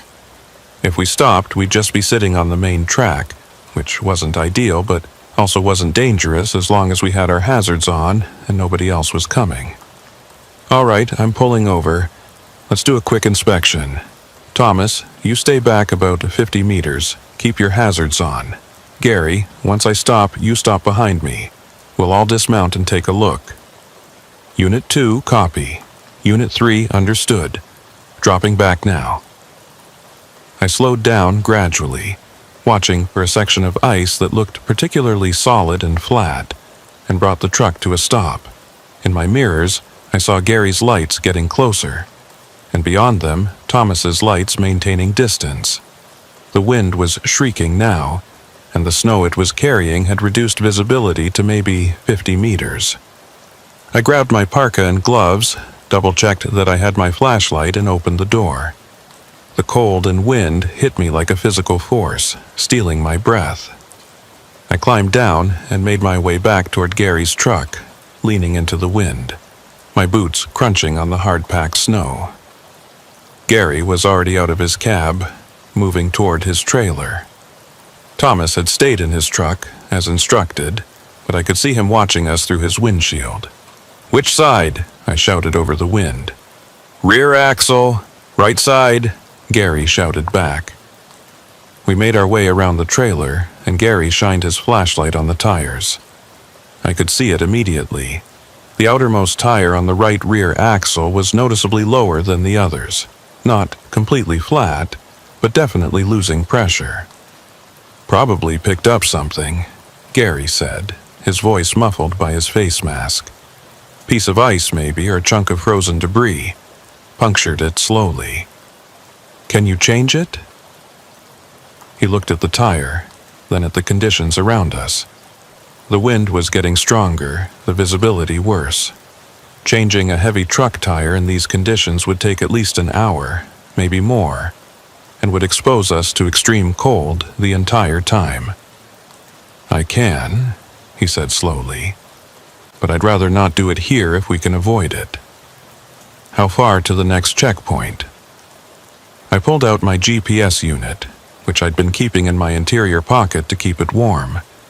The screen took a moment to refresh in the cold, then showed our position. About 40 kilometers to the first community on the far side of the delta. Small place, but they'll have shelter and maybe tools if we need them. Gary looked at the tire again, then back at me. I think it'll hold for 40 kilometers. It's not completely flat and we're not carrying maximum weight. If I keep my speed down and don't hit any rough patches, should be fine. I wasn't thrilled with the plan, but the alternatives were worse. Changing the tire here meant exposing ourselves to extreme cold for an extended period in deteriorating conditions. Trying to turn back meant adding another 60 kilometers to the trip. Moving forward was the least bad option. All right, I said. But we drop speed to 25 and you watch that tire constantly. First sign it's getting worse, we stop immediately and reassess. Agreed. We climbed back into our respective cabs. I keyed the CB. Lead truck to convoy. Gary's got a slow leak in a rear tire. We're proceeding to the next community at reduced speed. Thomas, you drop back to 200 meters. If that tire blows, I don't want you caught in debris. Unit 3, copy. Increasing distance now, Thomas responded. We got moving again, much slower now, and the wind continued to build. The conditions were officially deteriorating from uncomfortable to concerning. The snow being blown across the ice was creating a ground blizzard effect where you couldn't see the surface beneath you and the horizon disappeared entirely. I was navigating almost entirely by the markers, watching for each one to appear in my headlights, confirming we were still on the safe route. At 10:15, I made another radio check. Gary reported the tire was holding but losing pressure slowly. Thomas said he was fine, but visibility was getting bad. I agreed. This was approaching whiteout conditions, and we still had 30 kilometers to go. Lead truck to convoy. If this gets any worse, we stop. I don't care if we're 10 kilometers from shelter. We're not driving blind. Unit 2 agreed, Gary said. Unit 3, I trust your call, Thomas added. We pushed on. Each kilometer felt like 10. The wind was a constant roar, and the truck was being buffeted hard enough that I was making continuous steering corrections. The markers kept appearing, thank God, steady and reliable. The only fixed points in a world that had become nothing but gray and white and howling wind. Then, at 10:45, something changed. The markers stopped. I slowed to a crawl, scanning ahead, looking for the next one. Nothing, just unbroken white. I checked my GPS. According to the coordinates, I was still on the ice road route. The markers should be there. It should be there. Lead truck to convoy. I've lost visual on the markers, stopping to assess. Unit 2, I can still see the last marker behind us, Gary said. It's about 70 meters back. I put the truck in park and sat there, trying to understand what had happened. Markers don't just disappear. Either they'd been knocked down by wind, buried by drifting snow, or I'd somehow drifted off the marked route. But my GPS said I was where I was supposed to be. I'm going out to look around, I said. Stay in your trucks. I'll report back in 5 minutes. I climbed out into the maelstrom. The wind nearly knocked me over, and the blowing snow was so thick I could barely see my own truck. I walked forward slowly, sweeping my flashlight back and forth, looking for any sign of a marker. 30 meters ahead of my truck, I found one. but it was lying on the ice, the wooden stake broken off at the base. I kept walking, found another one 20 meters further, also down. And another. Something had knocked down at least 3 markers in a row. I made my way back to the truck, fighting the wind every step. Once inside, I keyed the CB, found the problem. Multiple markers are down, probably from the wind, but I found them, so we know we're still on the right track. I'm going to navigate by GPS for the next few kilometers until we pick up the marker line again. Unit 2, copy. I'll follow your tracks, Gary said. Unit 3, same here, Thomas confirmed. I put the truck back in gear and started forward, watching the GPS closely, cross-referencing with the map coordinates I'd memorized. The route should continue northwest for another 15 kilometers, then swing slightly west toward the community. We drove for 20 minutes, painfully slow, the visibility getting worse if that was even possible. Then, just when I was starting to think we'd have to stop and wait it out, the wind began to ease. Not much, just enough that I could start to see more than 10 meters ahead. And there, emerging from the blowing snow like ghosts, were the markers again, standing upright, intact, guiding us forward. Lead truck to convoy, we've got markers again. Looks like we're through the worst of it. Unit 2, I see them too, and my tire's still holding. Maybe another 15 kilometers? Gary sounded relieved. Unit 3, visibility is improving back here, Thomas added. I can actually see Unit 2's taillights now. We continued on, and Gary was right. The wind began to die down, and the snow stopped blowing. Within another 10 minutes, we could see a reasonable distance, maybe 100 meters. The gray light of the Arctic day had strengthened slightly, enough to see the vast expanse of ice around us and the dark line of land ahead. That's it, I said over the CB. That dark line ahead, that's the shore. We're almost off the ice. Another 10 minutes. We covered the last few kilometers without incident, and right at 11:30, my tires transitioned from ice to solid ground. The relief was immediate and profound. We'd made it across. The worst was behind us. Lead truck to convoy. We're off the ice. Gary, there's a pullout about 2 clicks ahead where we can stop safely and deal with that tire. Everyone doing okay? Unit 2, yeah, I'm good. That tire's still holding, but it's definitely flat now. Going to need the spare. Unit 3, I'm fine. Actually feeling pretty good about that crossing, Thomas said, and I could hear the smile in his voice. Good work, everyone. Let's get that tire changed and grab some food. We've earned it. We pulled into the small community, which consisted of maybe 24 buildings clustered around a central area. There was a community hall, a small store, and a maintenance shed. A few people were visible, bundled up against the cold, watching our convoy with interest. 3 big trucks showing up was probably the most exciting thing that had happened all week. I backed my truck into a cleared area and climbed out. The wind was much lighter here, blocked by the buildings and the terrain, and the temperature felt almost balmy in comparison. Still, -35 or so, but after what we'd just been through, it felt downright comfortable. Gary was already jacking up his truck, and Thomas had climbed down to help. I walked over, and together we got the damaged tire off and the spare on. It took about 40 minutes, all of us working together, and by the end of it we were cold but satisfied. That could have been a lot worse, Gary said, checking the lug nuts one final time. If that had blown while we were on the ice in that wind, he didn't need to finish the sentence. We all knew what could have happened.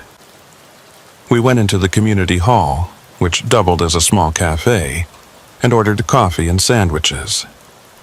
The woman running the place, an Inuvialuit woman named Sarah, was friendly and talkative. "You boys heading to Tuk?" she asked. "Yeah, medical supplies and research equipment," I told her. She nodded. Good timing. Weather's supposed to get nasty tonight. You'll want to be there before it hits. That's the plan. How far from here? Maybe 2 hours in good conditions. Road's pretty good right now. Got plowed yesterday. We finished our food, used the washroom, topped off our fuel from jerry cans we were carrying, and prepared to head out. It was 12:45 when we got back on the road, with about 80 kilometers to go to Tuktoyaktuk. The road from the community to Tuk follows the coast, winding through low hills and past numerous small lakes, all frozen solid. The surface was hard-packed snow over gravel, much easier to drive on than the ice road, and we made good time. I set our speed at 50 kilometers per hour, faster than on the ice but still conservative. At 1300, I made another radio check. Everyone was good. The trucks were running smoothly. The weather was holding, though I could see dark clouds building on the western horizon. That system is coming in faster than forecast, I observed over the CB. We're going to be racing it. How much further? Thomas asked. About 60 kilometers. Should make it with an hour to spare if the weather holds. But the weather didn't hold. At 13:15, the wind returned. Not the howling maelstrom we'd experienced on the ice, but a steady, strong wind that immediately began to degrade visibility. Then the snow started. Not blown snow, but actual snowfall. Big flakes coming down thick and fast. Lead truck to convoy. Weather's moving in. Increasing speed to 60, but stay sharp. Visibility is dropping. Unit 2, copy. I'm seeing it too, Gary responded. Unit 3, understood. Visibility down to maybe 50 meters back here, Thomas added. I pushed the speed up carefully, watching the road, watching the mirrors, keeping track of the convoy. 50 kilometers to go. 45, 40. The snow kept falling, heavier now, and the wind kept building. Visibility dropped to 30 meters, then 20. Then, at 13:45, with about 30 kilometers still to go, Gary's voice came through the CB. And this time there was real concern in it. Lead truck, this is Unit 2. I'm showing a temperature spike in my engine. Might be losing coolant. That was bad. Losing coolant in extreme cold meant the engine would overheat despite the ambient temperature. And if it seized, Gary would be stranded. How bad is it? Climbing fast. I'm at 190 and rising. Normal is 180. Can you make it to Tuk? A pause, then, I don't know. Maybe, but if I push it and the engine seizes, I'm done. I made a decision. Pull over. Let's check it now while we still have options. If we get closer to Tuk and it fails, we might not be able to recover you before the weather gets too bad. Unit 2, copy. Pulling over now. I found a wide spot in the road and pulled off, leaving room for Gary to stop behind me. Thomas stayed back, as usual. We all climbed out, and the wind immediately tried to knock us over. The snow was falling so thick I could barely see Gary's truck, even though it was only 30 meters away. We gathered at Gary's truck and he popped the hood. Steam was rising from the engine compartment, a bad sign. I climbed up on the step and looked inside. There was coolant everywhere, sprayed across the engine block and dripping onto the ground where it froze instantly. "You've got a leak," I said, my voice raised over the wind. "Looks like a hose. Maybe a clamp failed." Gary climbed up next to me and assessed the damage. "That's the upper radiator hose. I've got a spare, but it's going to take time to replace in these conditions." "How much time?" "Maybe an hour, maybe more." I looked at the sky, at the snow that was falling faster by the minute, at the wind that was building toward another full whiteout. We didn't have an hour. The weather was deteriorating too fast. "Can you patch it? Just enough to get to Tuk?" Gary examined the hose more closely. "Maybe. If I had some hose tape and some clamps I could try. But it won't hold for long, and if it fails on the way, The engine will overheat in minutes. Thomas had walked up and was listening. "How far to Turk?" he asked. "About 30 kilometers. 20 minutes in good conditions, but these aren't good conditions." "What if we tow him?" Thomas suggested. "My truck can handle the weight. We chain our 2 trucks together. I pull him. He keeps his engine off to prevent damage. Once we get to Tuk, he can do a proper repair." I thought about it. It was risky. Towing on these roads in this weather wasn't something you did lightly. But the alternatives were worse.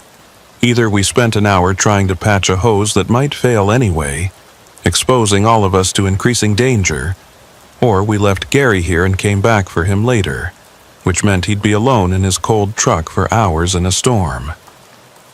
"All right," I said. "Let's do it. But we go slow, 15 kilometers per hour max. Thomas, you watch for any change in resistance, any sign something's wrong.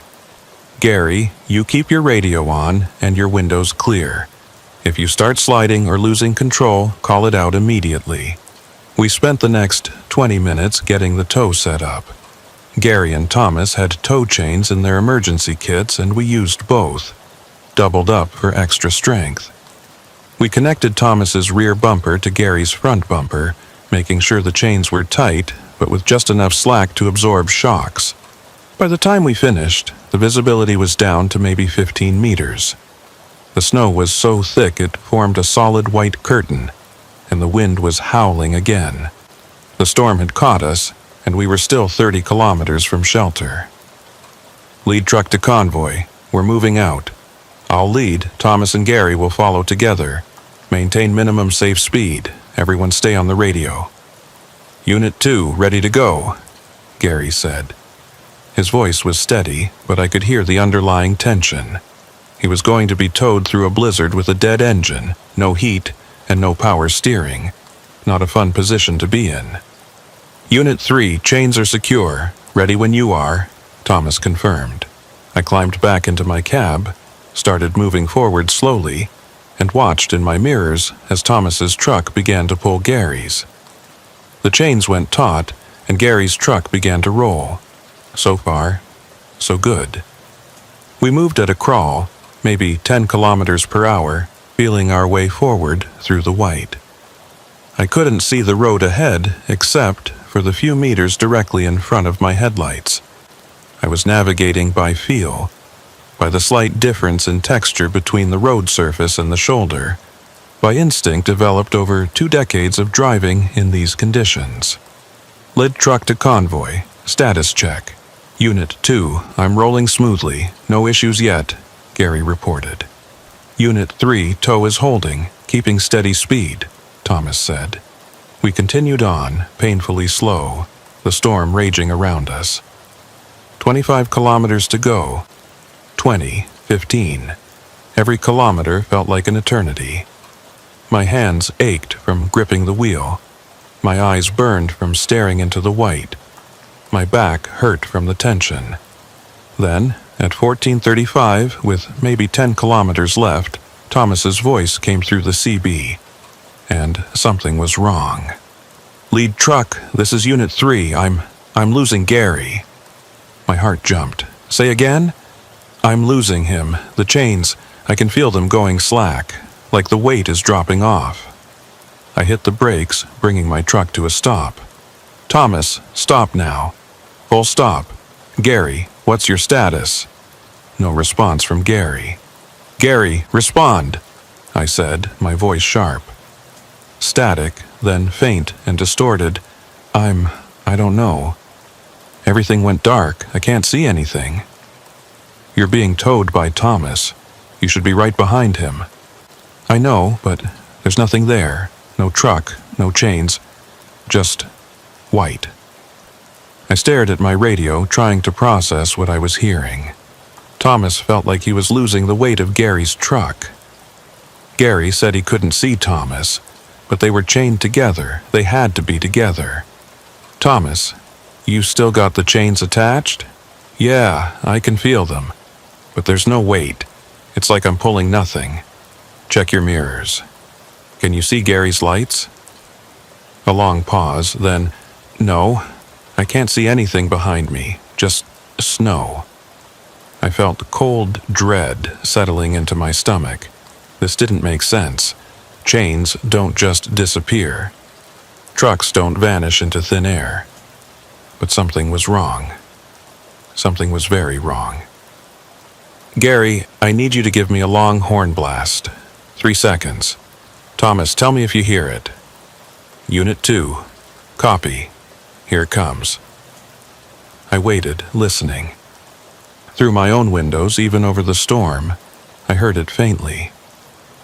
Gary's horn. Distant but audible. "Thomas, did you hear that?" "Negative. I didn't hear anything." That was impossible. If Gary was behind Thomas, less than 10 meters away, Thomas would hear that horn easily, but he hadn't heard it. "Gary, where are you? Look around. Tell me what you see." "Just snow. And, wait, I think I see lights.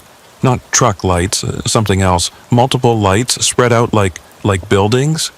"Buildings? What kind of buildings?" "I don't know.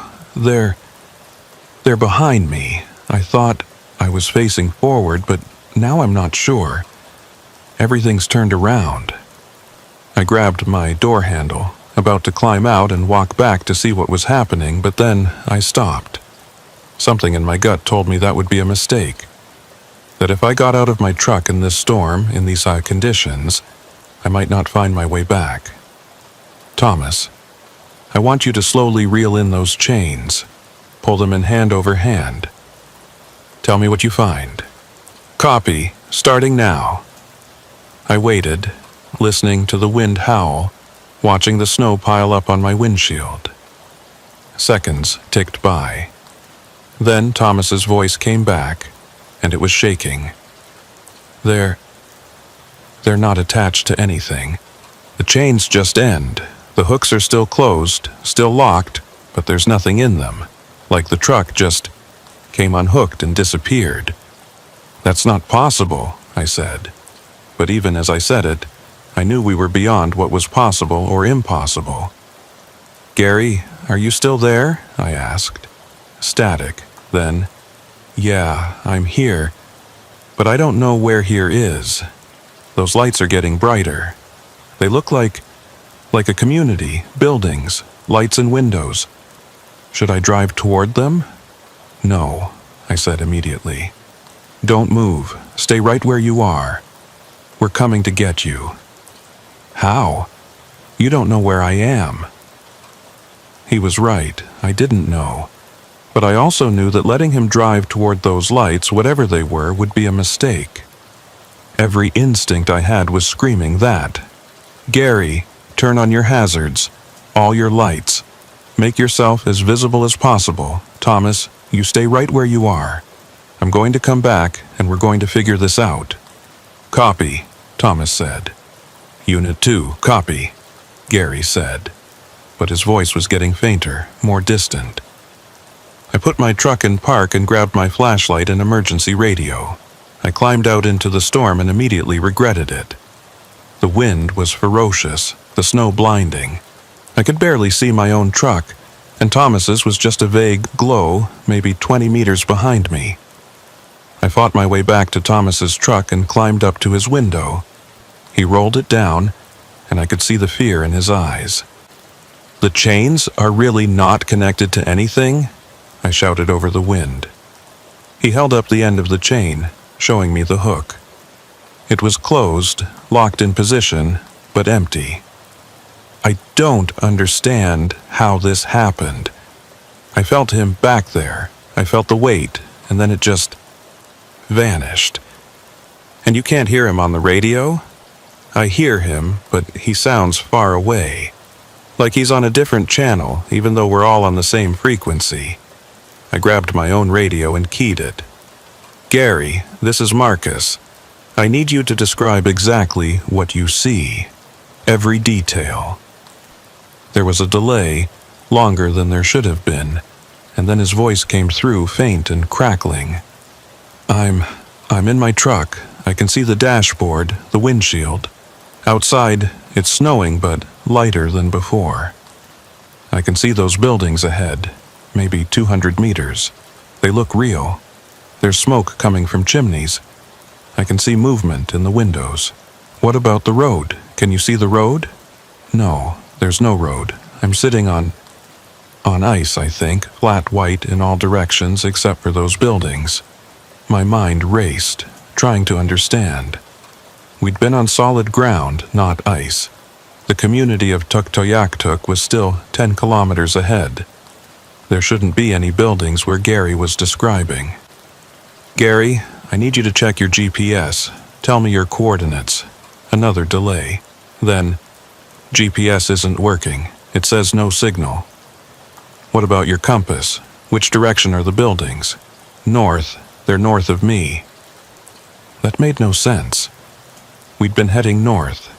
If Gary had somehow gotten turned around, the buildings should be behind him, not ahead of him. Unless he was somewhere else entirely. Somewhere that wasn't on any map. Thomas, I said, turning to the younger driver. Have you ever heard of anything like this? Trucks disappearing? Drivers getting lost even though they're supposed to be right next to someone? He shook his head, but there was recognition in his eyes. Not personally, but I've heard stories.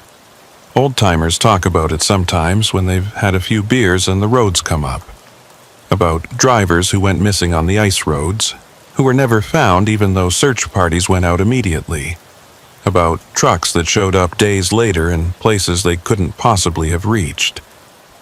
They say the ice plays tricks, that sometimes, in bad weather, reality gets thin. I didn't believe in supernatural explanations.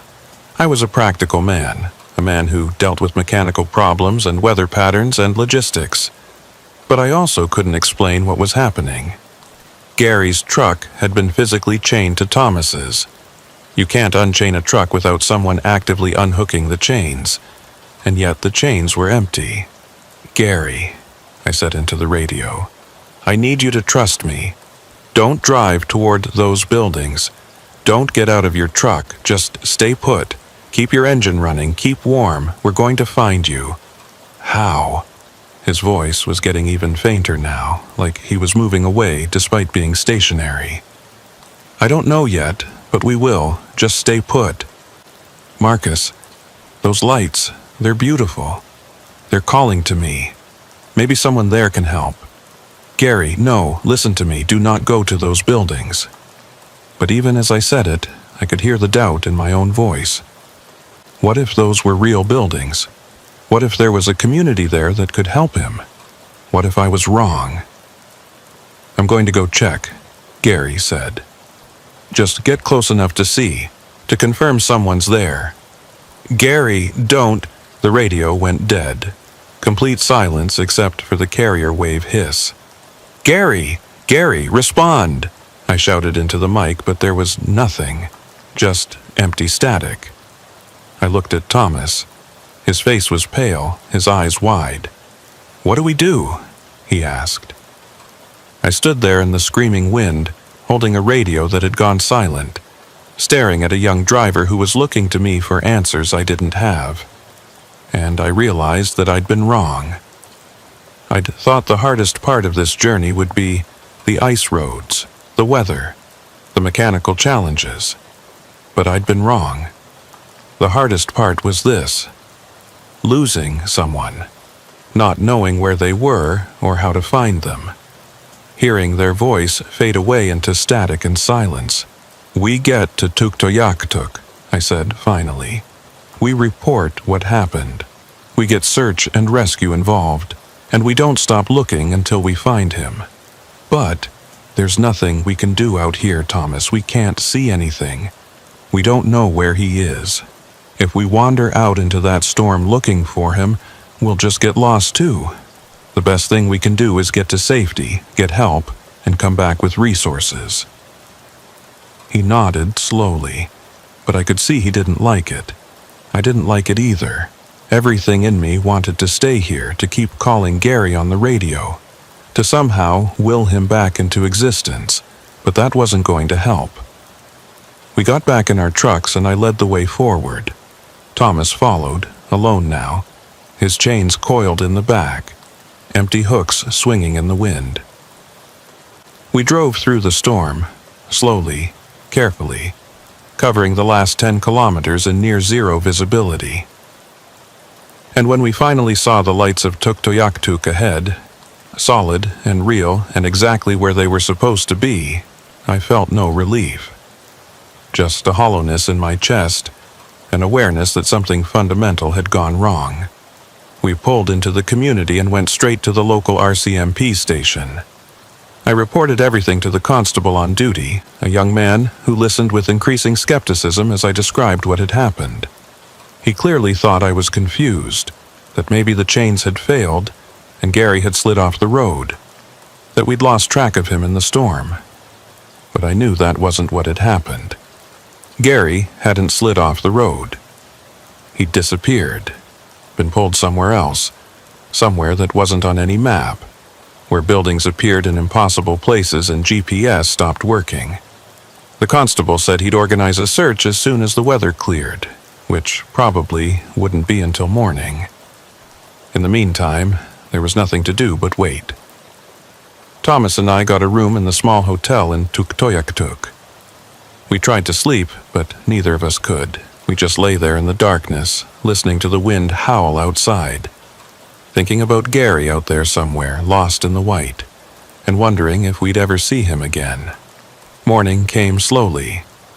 The storm had blown itself out sometime around 0400, leaving behind a landscape transformed by drifted snow and an eerie, crystalline silence. The temperature had dropped again, down to -48, and the air was so still and clear you could see for kilometers in every direction. Thomas and I were at the RCMP station by 0630, along with Constable Matthews, the officer we'd reported to the night before. He'd been joined by 2 other officers who'd driven in from Inuvik overnight, along with a search and rescue coordinator named Robert Kavik, an experienced Inuvialuit tracker who knew the region better than anyone. We spread maps out on the table and went over everything again. I described the exact location where we'd been when Gary disappeared, the conditions, what he'd said on the radio about seeing buildings to his north.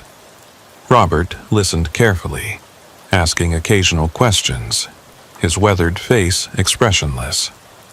"These buildings he saw," Robert said when I finished. He said they were north of him? That's what he said. With smoke from chimneys, lights in the windows, looked real.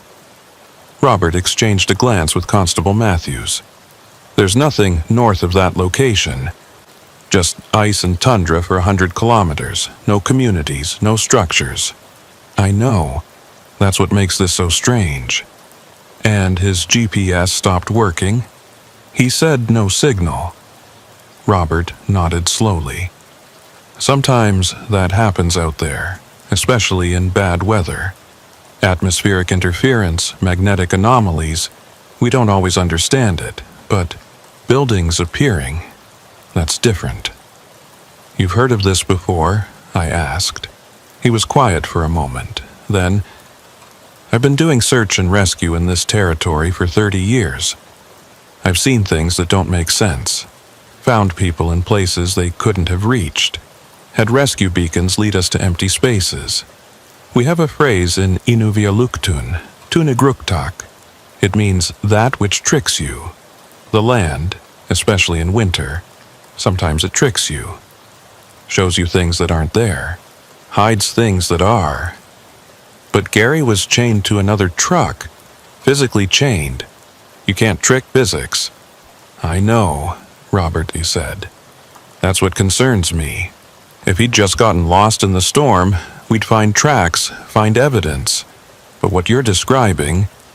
He trailed off, shaking his head. "We'll go look. We'll bring equipment, radios, heat scanners. If he's out there, we'll find him." The search team assembled within the hour. 2 RCMP vehicles, Robert's truck, which was set up for search and rescue operations, and my own truck. Thomas was going to stay in Tuktoyaktuk, partly because his truck was needed here to complete the delivery of his cargo, and partly because someone needed to maintain communication in case Gary made contact somehow.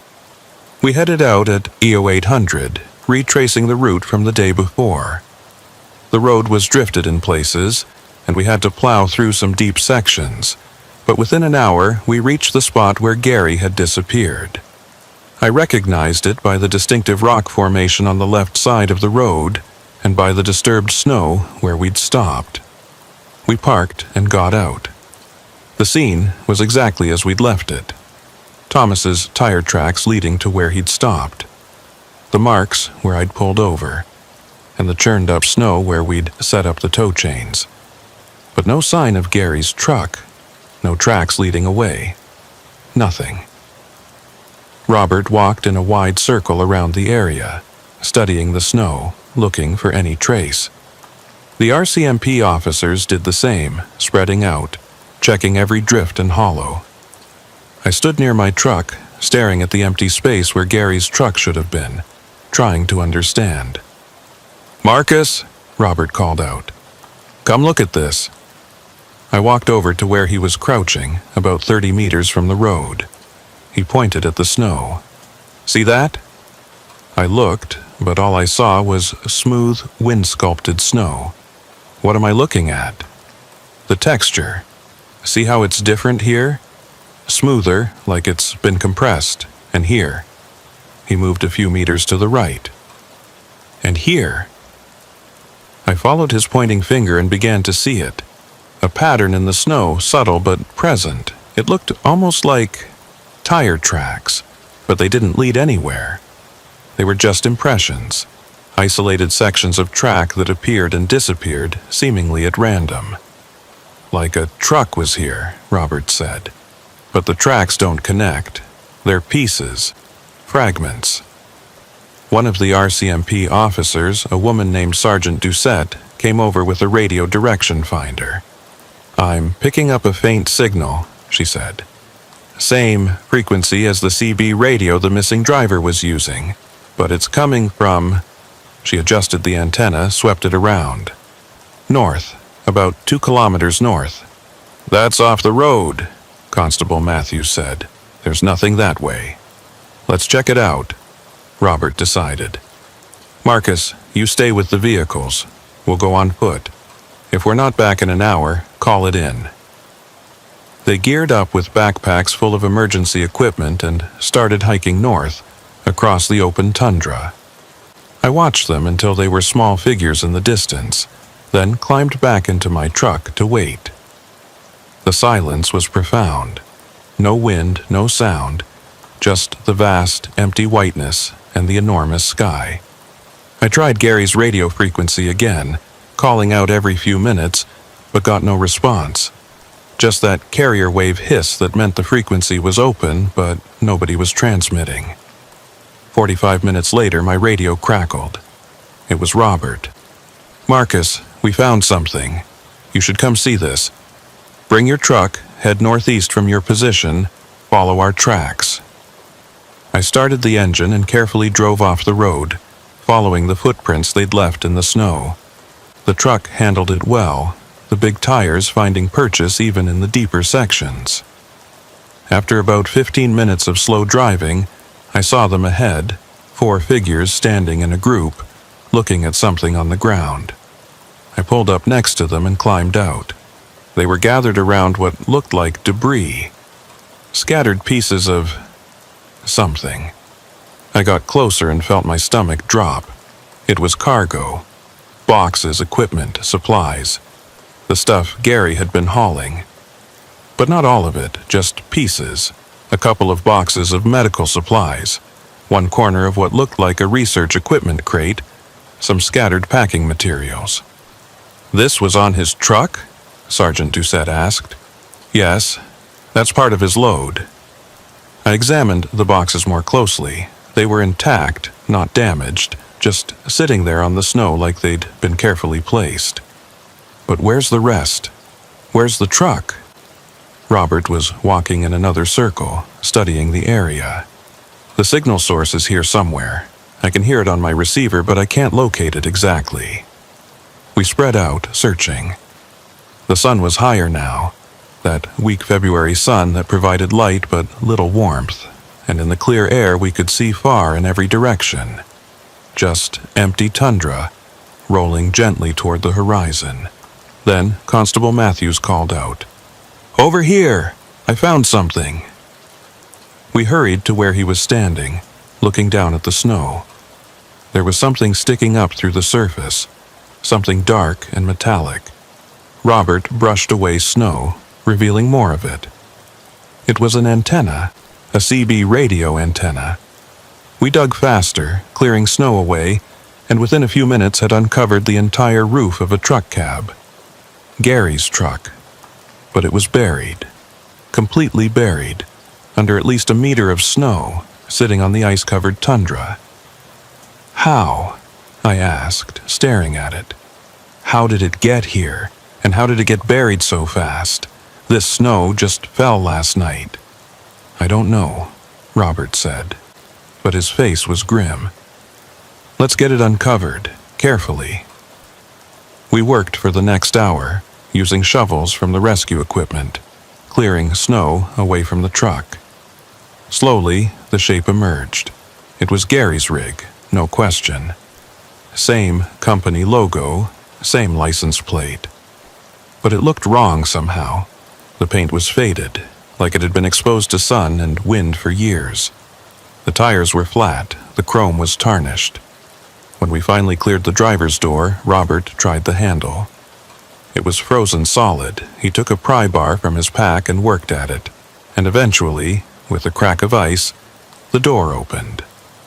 The cab was empty. No Gary, no personal belongings, no logbook. Just an empty, frozen interior that looked like it had been abandoned for a long time. "This doesn't make sense," Sergeant Doucette said, voicing what we were all thinking. "This truck was operational yesterday. How does it look like it's been sitting here for years?" Robert climbed up into the cab, looking around carefully. He checked the ignition, the glove box under the seats. "Keys are still here," he said, holding them up. "And look at this." He pulled something from between the seats, a piece of paper, frozen stiff. He brought it out into the light and we gathered around to see. It was a note, written in what looked like Gary's handwriting. The paper was yellowed, brittle with age. The note read, "I can see the lights, they're beautiful, I'm going to them. If you find this, don't follow. Turn back. There's something wrong with this place. Time doesn't work right. I've been here for days, but also only minutes. The buildings keep moving, getting closer. I can hear voices calling my name. I know I shouldn't go, but I can't stop myself. Tell my wife I loved her. Tell my kids I'm sorry. Don't follow the lights. Don't follow. Don't..."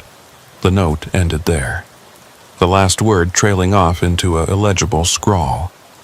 I felt cold that had nothing to do with the temperature. He's been here for days, but we lost him less than 24 hours ago. According to him, it's been days, Robert said quietly. According to us, it's been less than a day. What if you're both right? That's impossible. A lot of what we're seeing is impossible. He looked around at the empty tundra, at the impossibly aged truck, at the note that shouldn't exist.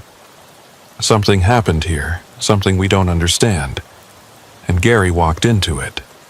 "We need to find him," I said. "I agree, but not today." Robert had looked at the sky, checking the angle of the sun. "We've got maybe 3 hours of useful daylight left. This area is bigger than we can search on foot in that time. We need to organize a proper operation. Helicopter, if possible. More personnel, heat scanning equipment." We marked the location with GPS waypoints and flags, took photographs of everything, collected the note and a few other pieces of evidence, and then covered the truck back up to protect it from further exposure. Then, we hiked back to our vehicles and returned to Tuktoyaktuk. The next 3 days were a blur of activity. A helicopter was brought in from Inuvik. Teams of searchers combed the area around where we'd found the truck. They found more pieces of cargo scattered across a kilometer of tundra, but no more signs of Gary. No footprints, no tracks, nothing. The investigation expanded. The RCMP brought in specialists, people who dealt with unusual disappearances. They interviewed me and Thomas repeatedly, going over every detail. They examined the chains that had held Gary's truck, looking for signs of failure or tampering. They found nothing. The chains had been intact when Thomas pulled them in. They'd simply been attached to nothing. On the fourth day, I was sitting in the hotel in Tuktoyaktuk when Thomas knocked on my door. He looked terrible, like he hadn't slept in days, which he probably hadn't. "They found something," he said. "Robert wants us to come to the search headquarters." We drove over to the community hall, which had been converted into the search operations center. Inside, Robert was standing at a table covered in maps and printouts, along with Sergeant Doucette and a man I hadn't met before, older, with gray hair and sharp eyes. "This is Dr. Peter Aaltonen," Robert said, introducing the stranger. "He's a specialist in unusual phenomena. He flew in from Edmonton yesterday." Dr. Aaltonen shook our hands.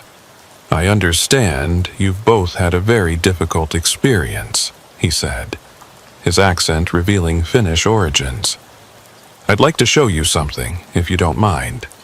He pulled out a tablet computer and brought up a map. "This is the area where Mr. Henson disappeared. And these," he tapped the screen, bringing up a series of markers. "These are other disappearances that have occurred in the same general region over the past 30 years. There were dozens of markers, dozens. Some of these are probably normal cases," Dr. Aaltonen continued. "People who got lost in storms, had accidents, made mistakes, but some of them are anomalous. People who vanished without trace despite immediate search efforts. People whose vehicles were found in impossible locations. People who..." He paused. "People who reported seeing lights before they disappeared." "Gary saw lights," I said. "He told me he was going toward them." "I know. I've read the transcript of your radio conversation, and I've read the note you found. Mr. Thorne, Mr. Brightwell, I need to ask you both something. When you were out there during that storm, did either of you see anything unusual? Lights, shapes, anything that didn't seem quite right?" Thomas and I looked at each other. I thought back to that drive, to the whiteout, to the feeling of disorientation I'd had several times. Had I seen anything? I wasn't sure. "I saw something," Thomas said quietly. "Right before Gary disappeared, I saw... It was in my mirror, just for a second. Lights, but not like truck lights. More like aurora lights. But low, on the ground, moving. I thought it was just a reflection or my eyes playing tricks. Where were these lights? Behind me. Where Gary's truck was, or where it should have been." Dr. Aaltonen nodded, like this confirmed something. "I've been studying these disappearances for years. There's a pattern. They always happen during storms, during periods of extreme cold, in areas where the magnetic field is unstable. And witnesses, when there are witnesses, often report lights. Not regular lights. Aurora-like phenomena, but behaving in ways the aurora doesn't normally behave." "What are they?"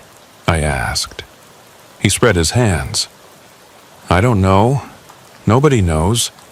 Some researchers think it's a natural phenomenon we don't understand yet, some kind of interaction between the magnetic field and atmospheric conditions. Others think..." He trailed off. "Think what?" Thomas pressed. "Others think it's something else. Something that exists in the spaces between normal reality. Something that becomes accessible when conditions are right, when the boundaries are thin."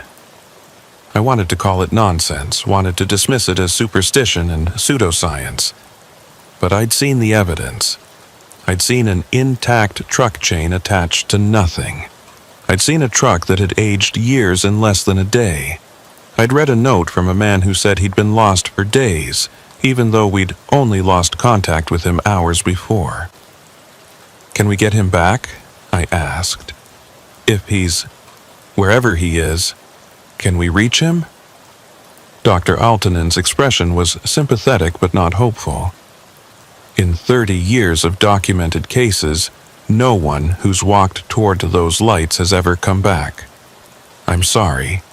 We sat in silence for a long moment. Then Robert spoke up. "The search is being suspended. We've covered every square kilometer within a 10-kilometer radius. We found no trace beyond what we discovered on the first day. The RCMP is classifying this as a disappearance pending further investigation." "That's it?" Thomas said, his voice rising. "We just give up?"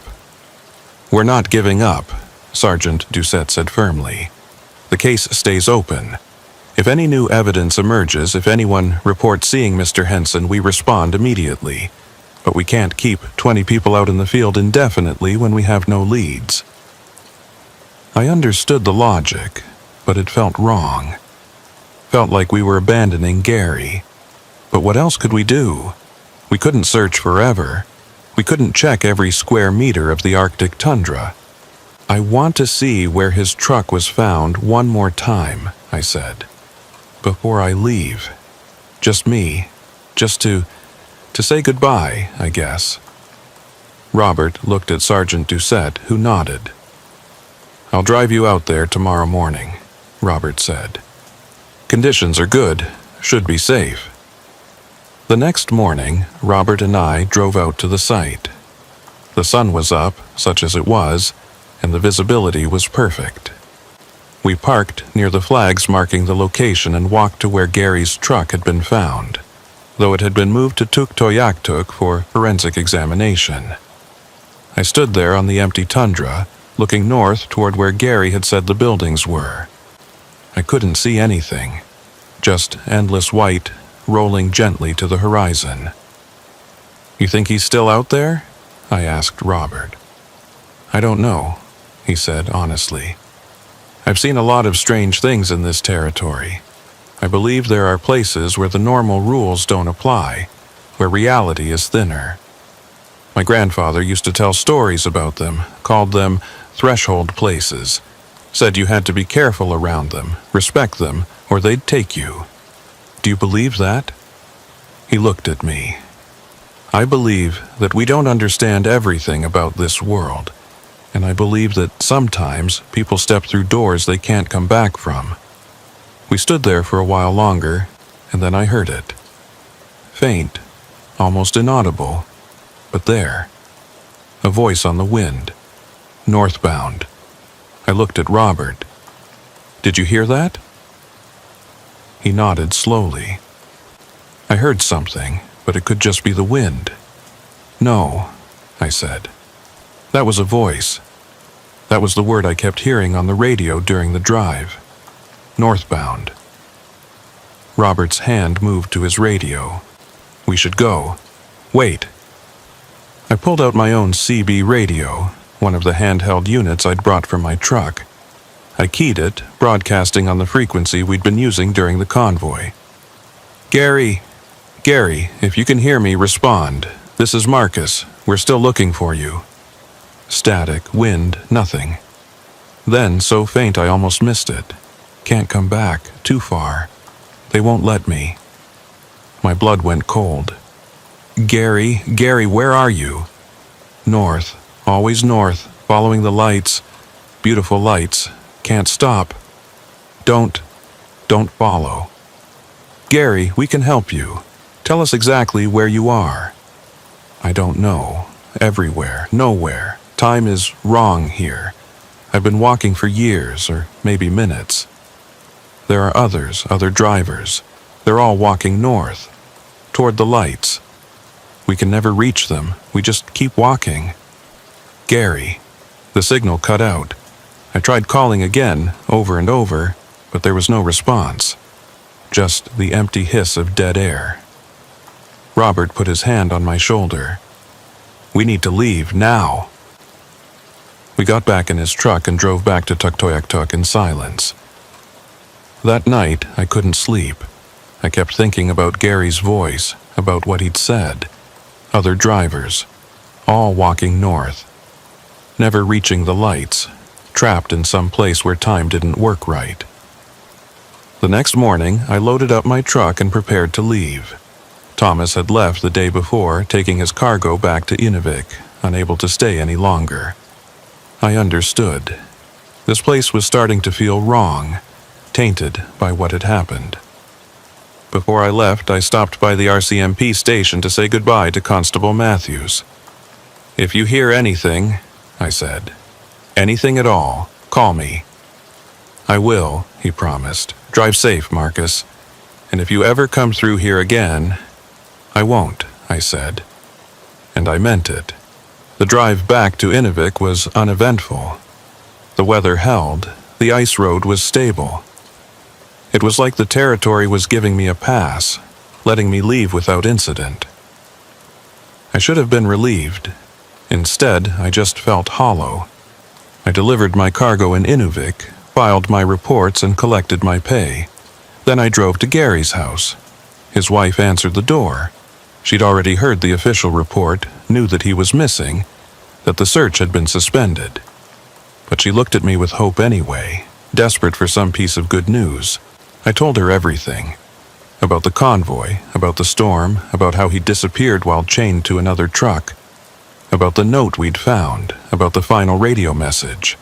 I left nothing out. When I finished, she was crying.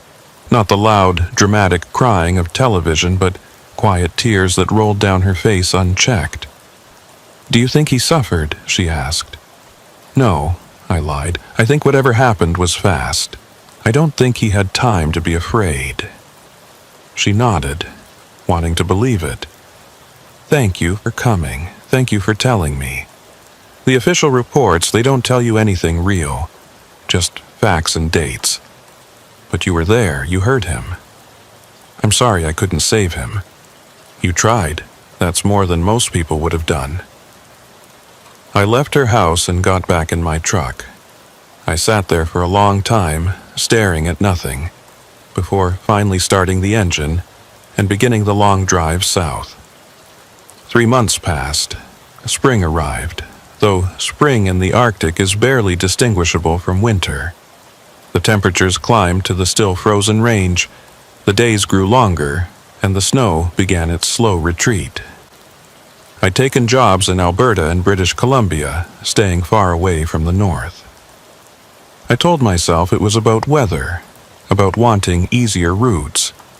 But I knew the truth. I was afraid of what I'd seen, of what had happened to Gary, of the voices on the radio that called out northbound like a summons. Then, one evening in early May, I got a call from Thomas. "Marcus, it's Thomas Brightwell from the convoy. Can we talk?" I pulled over at a rest stop and called him back. "Thomas, how are you?" "Not great," he admitted. "I need to tell you something. Something's been happening." "What kind of something?" "I've been seeing things, hearing things. On every run I do, especially if I'm driving at night or in bad weather. Lights in my mirrors that shouldn't be there. Voices on the radio calling my name. And last week..." He paused. "Last week, I saw Gary." My hand tightened on the phone. "You saw him? Where?" "I was driving outside of Yellowknife late at night. There was a figure on the side of the road hitchhiking. I passed him, and then I looked in my mirror, and it was Gary. I'm certain it was him. Same face, same build, wearing the same parka he had on that day. I hit the brakes, got turned around, went back to where I'd seen him, but he was gone. Just empty road." "You're sure it was him?" "As sure as I can be. Marcus, I think he's trying to reach us, trying to tell us something." "Or something's using his image," I said, the words tasting bitter. Dr. Altonen warned about this, about how the phenomenon might try to lure people back. "I know. But what if it really is him? What if he needs help? Thomas, Gary's gone. You heard the message. He said not to follow. We have to respect that. But, no. Listen to me. Whatever you're seeing, whatever you're hearing, you don't follow it. You don't investigate. You keep driving. You get to where you're going and you ignore it. Understood? He was quiet for a long moment. I don't know if I can do that. You have to. Because if you don't, you'll end up like Gary, and I can't lose another driver. We talked for a while longer, and I tried to convince him to take some time off, to see someone who could help him process what had happened. He said he'd think about it, but I could hear in his voice that he wasn't convinced. A week later, I got another call. This time, it was Robert Kavik. Marcus, we have a situation. Thomas Brightwell left Inuvik 2 days ago, heading south. He was supposed to check in at Norman Wells, but he never arrived. His GPS tracker shows him stopped on the Dempster Highway, about 60 kilometers south of Inuvik, and it hasn't moved in 18 hours. My stomach dropped. You think he went looking for Gary? I think he saw something, and I think he went after it. I'll come up. Give me 2 days, I'll be there. Marcus, you don't have to... Yes, I do. Thomas is young. He doesn't know what he's dealing with. I'm not losing another one. I loaded up my truck that night and started driving north. The trip felt surreal, like I was rewinding time, going back to a place I'd sworn I'd never return to. But I couldn't leave Thomas out there, not after what had happened to Gary. I reached Inuvik 36 hours later, having pushed through with minimal stops. Robert met me at the staging area, along with Sergeant Doucette and 2 other RCMP officers. We've got his exact location from the GPS, Robert said, showing me a map. He's stopped here, just off the highway. Aerial surveillance shows his truck is intact, no signs of accident or mechanical failure, but there's no movement. No heat signature from the cab. How long since he activated his emergency beacon? He didn't. That's part of what's concerning. If he was in trouble, he should have hit the beacon, but he didn't. We drove out to the location, a convoy of 4 vehicles. The weather was good, clear, and relatively warm for May, maybe -5 Celsius. We should have been able to spot his truck from kilometers away. But as we approached the coordinates, I didn't see anything. Are we sure this is right? I asked Robert, who was driving the lead vehicle. GPS says this is it. His tracker is pinging from right here. We stopped, got out, looked around. The highway was empty. No truck, no tracks, nothing but tundra and gravel road stretching in both directions. This doesn't make sense, Sergeant Doucette said, checking her own GPS unit. His tracker is active, and it's showing him at these coordinates, but there's nothing here. One of the other officers, a younger guy named Constable Lemieux, walked out onto the tundra, scanning with a radio direction finder.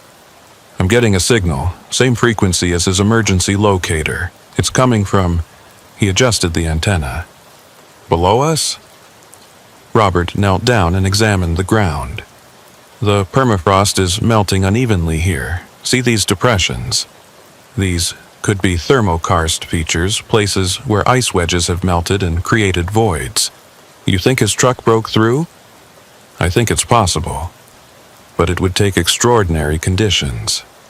The permafrost here should be stable this time of year. We spread out, searching. And about 20 meters from the road, Constable Lemieux called out, "Found something!"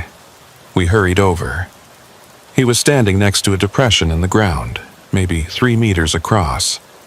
And at the bottom of that depression, barely visible under a layer of dirt and melted vegetation, was metal, chrome, a mirror, Thomas's truck. It was sinking into the ground. How? I asked, staring at it. How is this happening? Robert shook his head. I don't know. This shouldn't be possible.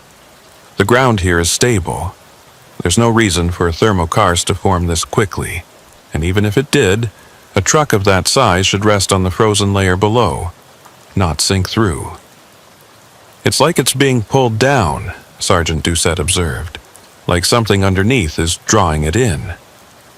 We tried to approach closer, but the ground around the depression was unstable, threatening to give way. Robert called for specialized equipment, ground-penetrating radar, structural engineers. Within a few hours, a team arrived and set up. The radar results were impossible.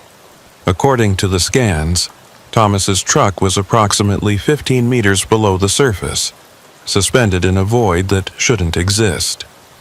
The permafrost layers showed on the scan, solid and intact, but there was a vertical shaft through them, perfectly straight, leading down to where the truck was.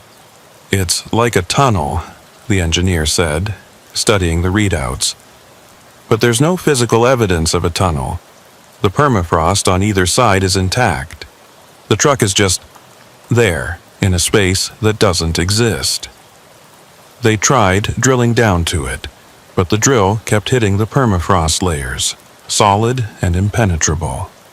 They tried excavating from the side, but the ground was frozen solid. Every attempt to reach the truck failed, and inside the truck, according to the heat scanners, there was a human heat signature. Faint but present, Thomas was in there, 15 meters underground, in a space that couldn't exist, and we couldn't reach him. "We need to try something different," I said. "Something nobody's thought of yet." "Like what?" Sergeant Doucette asked. I didn't have an answer, but Dr. Altonen did. He arrived that evening, having flown in from Edmonton when he heard about the situation. He examined all the data, studied the scans, and then asked to speak with me privately. We walked away from the rest of the group out onto the tundra where we couldn't be overheard. "Marcus, I need to ask you something," he said. "When you were on that convoy, when Gary disappeared, you said you heard voices on the radio. The word northbound. Did you hear anything else? Any other messages?" I thought back. Gary said he heard voices calling his name. Thomas said he saw lights in his mirrors. And just before Gary disappeared, Thomas mentioned seeing something like aurora lights low to the ground. Dr. Altonen nodded. And now Thomas is trapped underground, in a space that shouldn't exist. Marcus, I think this is connected. I think whatever took Gary is now taking Thomas. But in a different way, slower, maybe. Or maybe it's adapting, learning. What is it? I told you before, I don't know what it is, but I've developed a theory. There are places in the Arctic where the magnetic field is weak, unstable.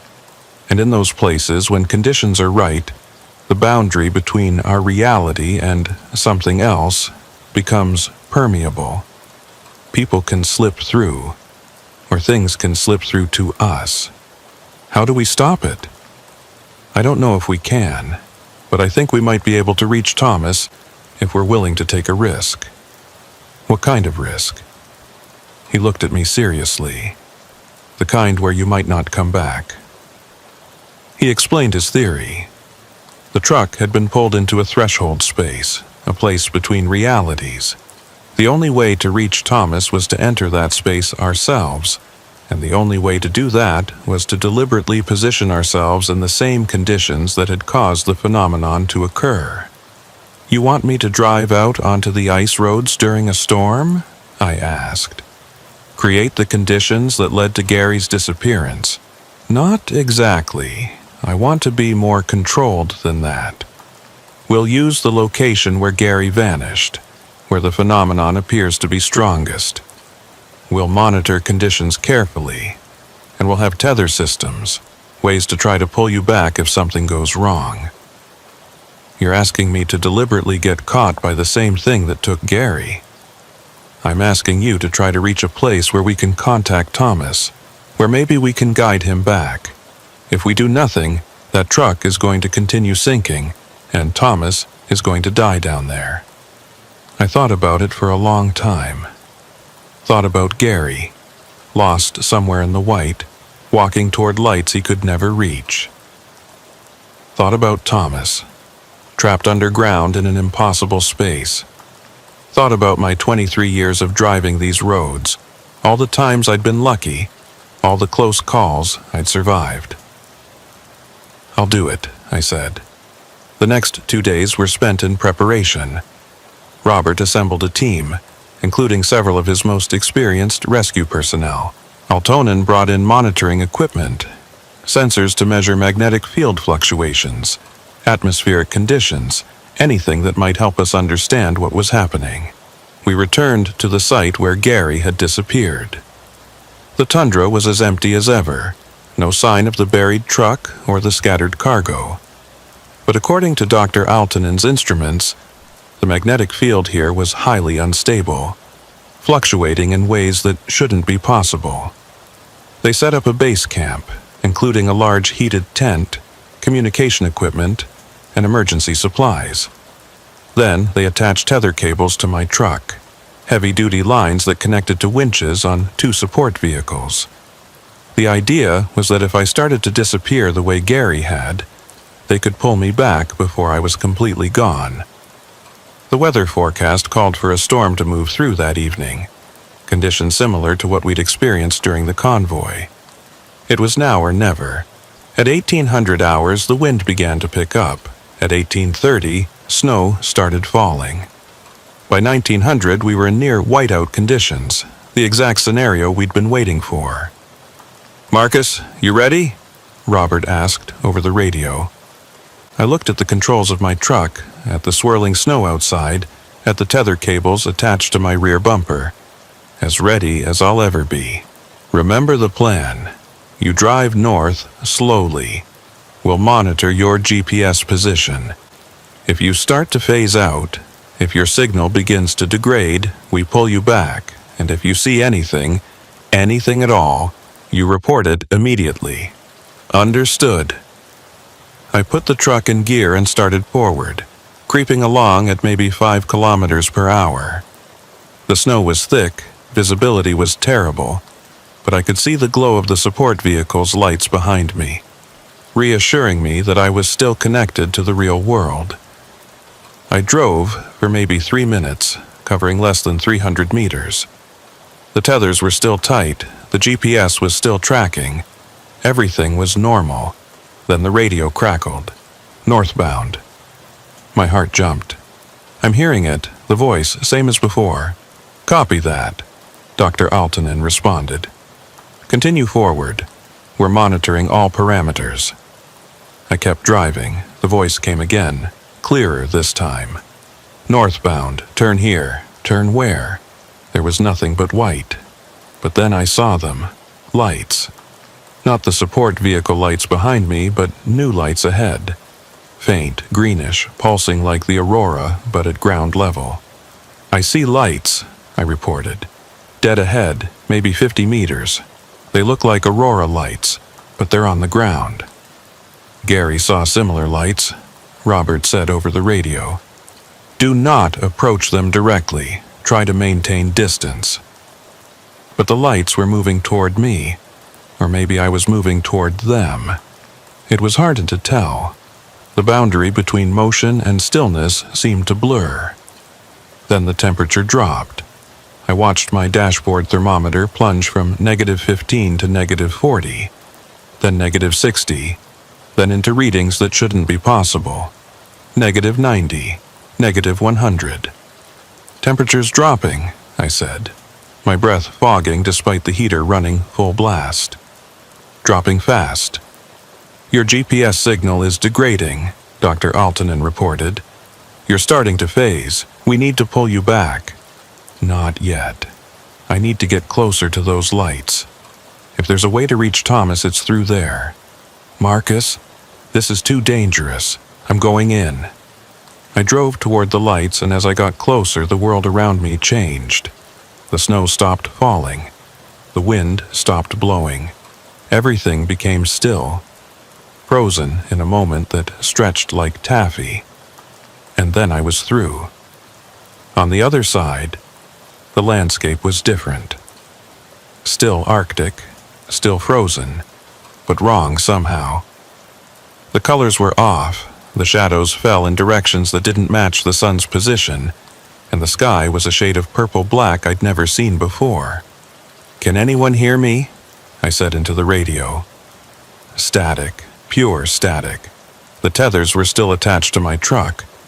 I could see them trailing behind me, but when I looked back, they disappeared into a wall of white fog that marked the boundary I'd crossed. I drove forward slowly, scanning the strange landscape. And then I saw them. Figures, walking across the tundra. Dozens of them, maybe hundreds, all heading north. They moved in lockstep, not quite marching, but with a synchronization that was unnatural. I stopped the truck and grabbed my binoculars. Through them, I could make out details. They were people. Men and women, wearing various clothing from different eras. Some wore modern cold weather gear. Others wore older styles parkas from the 50s and 60s. A few were in even older clothing, furs and traditional garments. Drivers, lost drivers like Dr. Altonen had theorized. All of them walking north toward something I couldn't see.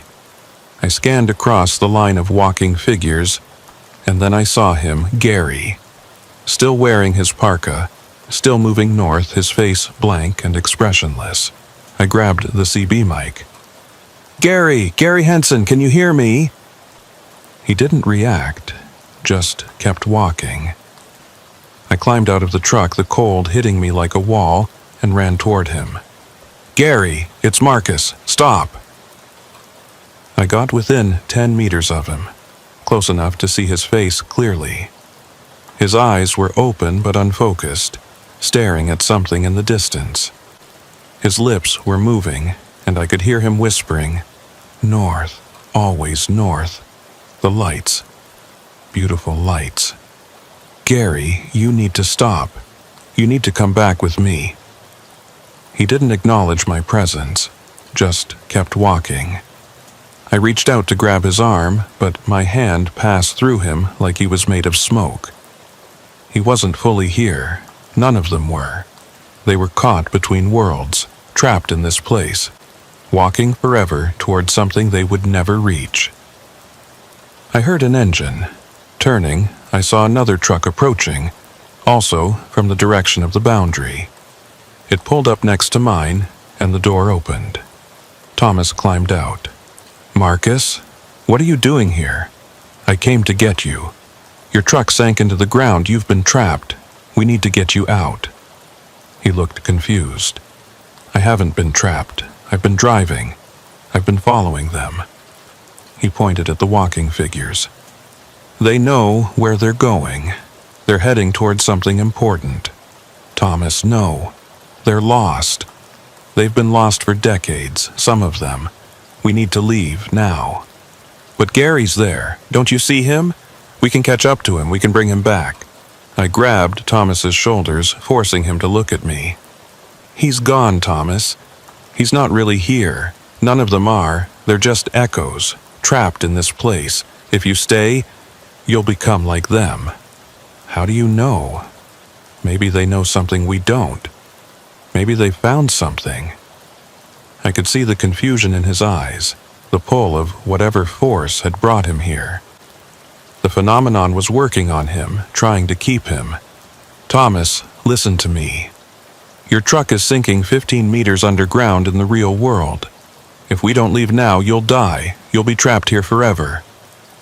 He blinked, and for a moment clarity returned to his eyes. 15 meters? That's not possible. None of this is possible. But it's happening. Now come on. We need to get back to the boundary before it closes. I pulled him toward my truck, and he followed, though I could feel resistance, like he was walking against an invisible current. We climbed into the cab, and I threw it in reverse, backing up toward where I'd come from. The wall of white fog was still there, but it was smaller now, shrinking. We were running out of time. "Hold on," I said, and hit the gas. We plunged into the fog, and everything went white. I couldn't see, couldn't hear, couldn't tell which direction was up. The tether cables went taut, and I felt the truck being pulled, dragged backward through the boundary. Then, with a jarring thump, we were through. Back in the real world, in the storm, with the support vehicle's lights visible behind us. "We've got them!" I heard Robert shout over the radio. "Pulling them back!" The winches engaged, and my truck was dragged backward through the snow, away from the boundary. Thomas was sitting next to me, looking dazed and confused, like he'd just woken from a dream. We were pulled all the way back to the base camp, and the moment we were clear, the support crews swarmed the truck. They opened my door, checked us over, confirmed we were both alive and intact. Thomas was taken to the heated tent, wrapped in blankets, given hot fluids. I sat in my truck for a while longer, staring at the storm, at the place where I'd crossed through. The lights were gone now. The boundary had closed. Whatever window had opened was shut again. Dr. Aaltonen climbed into my cab, carrying monitoring equipment. "You were gone for 8 minutes," he said. "But according to your GPS log, you drove for 43 kilometers. That's impossible at the speed you were moving." "Everything about this is impossible," I said. "But I saw them. Dr. Aaltonen, there are hundreds of people there, trapped, walking forever. Did you see Gary?" "I saw him, but he wasn't really there. None of them were. They're like ghosts or echoes, caught in that place, repeating the same journey over and over." Dr. Aaltonen was quiet for a long moment. Then, "Thank you for bringing Thomas back. Not many people would have made that choice, knowing the risks." "We don't leave people behind," I said. "That's the code." We returned to Inuvik that night. Thomas was hospitalized for observation, though physically he was fine. Mentally, he was struggling, trying to process what had happened, what he'd seen. His truck was never recovered. The ground eventually sealed over it, the permafrost reforming, hiding it 15 meters down where it would probably remain forever. The RCMP closed the investigation into Gary's disappearance, classifying it as a death due to unknown causes in extreme weather. His wife received the official notification, along with his personal effects that had been recovered from the truck. I attended the memorial service 2 weeks later, standing in the back, listening to people talk about a man I'd briefly known, a good man who'd been taken by something we couldn't explain. Thomas recovered, physically at least, but he never drove in the north again. He moved south, took jobs in the lower provinces, and as far as I know, he never talked about what happened except in the briefest terms. As for me, I kept driving, took contracts in the Arctic, ran the ice roads when they opened, delivered cargo to the most remote communities in Canada. People asked me why, after what happened, I kept going back. I told them it was because I knew the roads, knew the risks. But that wasn't the whole truth. The truth was that I'd seen something out there. Something that took people, that trapped them in a place between worlds. And I felt like I had a responsibility to watch for it, to warn other drivers, to be ready if it ever opened again. Because Gary was still out there, somewhere, walking north toward lights he would never reach. And maybe, someday, I'd find a way to bring him home. 2 years passed. 2 years of normal runs, of careful driving, of watching for signs that never came. The phenomenon, whatever it was, seemed to have closed. No new disappearances were reported. No more drivers vanished from ice roads during storms. It was like the door had shut, and whatever was on the other side had lost interest in our world. But I never forgot. Every time I drove through that region, I watched the horizon, checked my instruments, listened to the radio static for voices that shouldn't be there. It was late February, almost exactly 2 years after the convoy, when I got a call from Robert Kavik. "Marcus, I need you to come to Inuvik. Something's happened." "What kind of something?" I can't explain over the phone, but it involves Gary. You need to see this. I drove up the next day, making the trip in record time despite the winter conditions. Robert met me at the RCMP station and his face was grave. 3 days ago, a hunter found something on the tundra, about 10 kilometers from where we lost Gary. He called it in, and we went to investigate. What was it? Robert pulled out his phone and showed me a photograph.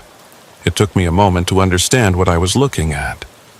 A figure, standing upright in the snow, perfectly preserved by the extreme cold. A man wearing a parka. Gary. He's frozen, Robert said.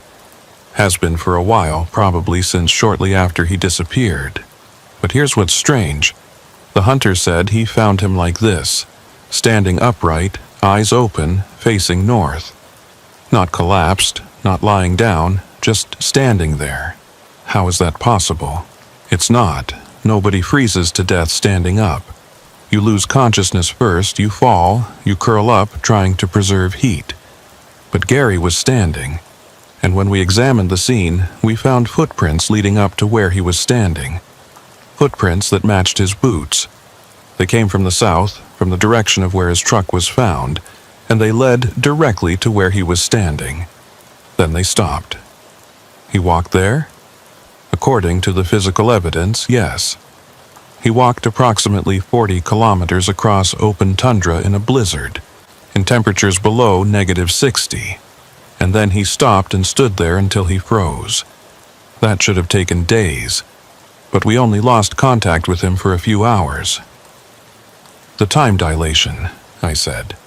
Like what Dr. Aaltonen theorized. He experienced days or weeks while we only experienced hours. That's our working theory, but there's more. Robert showed me another photograph. This one was a close-up of Gary's face. His eyes were open, staring ahead, and his expression was calm, almost peaceful, and written in frost across his face, formed by frozen condensation from his final breaths, were words. Don't follow the lights. The same message from the note we'd found in his truck. The same warning he'd given over the radio. In his final moments, with the last of his strength, he'd tried to warn anyone who might find him. We brought him back to Inuvik, Robert said. Gave him a proper funeral. His wife was there, his kids. They finally got closure. But I thought you should know. Thank you, I said, for calling me. We talked for a while longer, and then Robert said something that made me pause. We found something else, in his parka pocket. A CB radio, battery long dead. But before it died, it recorded audio. We were able to recover some of it. He pulled out a small digital recorder and hit play. What I heard chilled me more than anything else I'd experienced in all of this. It was Gary's voice, talking to himself, describing what he saw. The recording was fractured, pieces of audio separated by static and silence, but what came through was terrifying. Walking for 3 days now, feet are numb, can't feel anything, but I have to keep going. The lights are ahead. They're calling me. Static. Passed someone today, another driver. He looked familiar, but I couldn't place him. He didn't respond when I called out, just kept walking. Static. I think I was wrong. The lights aren't getting closer. We're walking in circles. I can see our footprints. We've passed this spot before, days ago, but they're still ahead of us. Static. Realized something. We're not in the real world anymore. Or we are, but it's different. Time moves differently here. I've been walking for weeks, but my watch says it's only been 6 hours. How is that possible? Static. Others are starting to realize too. Some of them are stopping, trying to turn back, but they can't find the way. The boundary is gone. We're trapped here. Static. If anyone finds this, don't follow the lights. They're beautiful, but they're a lie. There's nothing at the end, just More walking. Forever and ever. We're caught in a loop. Some of these people have been walking for decades. Static. Going to try to get back. Going to walk south. Maybe if I can get far enough from the lights, I can find the boundary again. Tell Jennifer I love her. Tell the kids I'm sorry. The recording ended there. Robert turned off the device. He tried to get back, I said. He recognized what was happening and tried to escape. And maybe he did, in a way. He made it back to our world. But the cold got him before he could reach safety. Or maybe the phenomenon let him go, I suggested. Maybe it was done with him. Or maybe he found the boundary and stepped through, but the price was that he couldn't survive the transition. Robert nodded. We'll never know for sure. But at least his family has closure. At least they know what happened to him. I stayed in Inuvik for Gary's funeral. It was a small service, attended by family, friends, and a few fellow drivers who'd known him over the years. Thomas flew up from British Columbia, looking older than his years, the experience having aged him in ways that weren't physical. After the service, Thomas and I stood outside in the cold, watching the sunset. Or rather, watching the sky grow darker, since this time of year the sun barely made it above the horizon before sinking again. Do you still hear it? Thomas asked. The voice on the radio. Sometimes, I admitted. Mostly when I'm driving alone, late at night, in bad conditions. Just that one word. Northbound. But I don't respond anymore. I just keep driving. I dream about it, Thomas said. About that place. About the people walking. Sometimes in the dreams, I'm walking with them and I can't stop. I just keep going north, toward lights I can never reach. Those are just dreams. Are they? After what we saw, how do we know what's real and what's not? I didn't have an answer for that. We stood in silence for a while longer. Then Thomas headed back to his hotel and I to mine. That night, I couldn't sleep. I kept thinking about Gary's message, about the warning he'd tried to give. Don't follow the lights. Sound advice, but also a tragedy, because Gary had followed them. And it had cost him everything. At 0300, I gave up on sleep and went to my truck. Climbed inside, started the engine, let it warm up. The radio was on, tuned to the convoy frequency from habit. Static hissed through the speaker. Then, cutting through the white noise, northbound. I stared at the radio. It had been months since I'd heard that voice. I grabbed the mic. This is Unit 47. Identify yourself. Static, then. Marcus Thorne, you came for me. You crossed the boundary. It wasn't Gary's voice. It was different, older, rougher. One of the others, maybe. One of the lost drivers I'd seen walking in that place. Who are you? I asked. David Moore? Been walking since 1987. Lost on the ice road in a storm, never made it home. 36 years ago. What do you want? To warn you. The boundary is weakening again. The storms are coming. More will be taken. You need to warn them. Tell the drivers. Don't follow the lights. Don't follow the voices. No matter what they promise, no matter how beautiful they seem, there's nothing at the end but walking. Forever. How do I stop it? How do I prevent others from being taken? You can't. It's part of the land now, part of the North. It takes what it wants. All you can do is warn people. Give them a chance to choose differently than we did. David, is there any way to help you? To bring you back? A long pause, then, we're too far gone. Been walking too long. We're part of this place now. But you still have a choice. You can stay away. You can avoid the storms, the ice roads, the places where the boundary is thin. You can be safe. But I won't, I said, because someone needs to watch.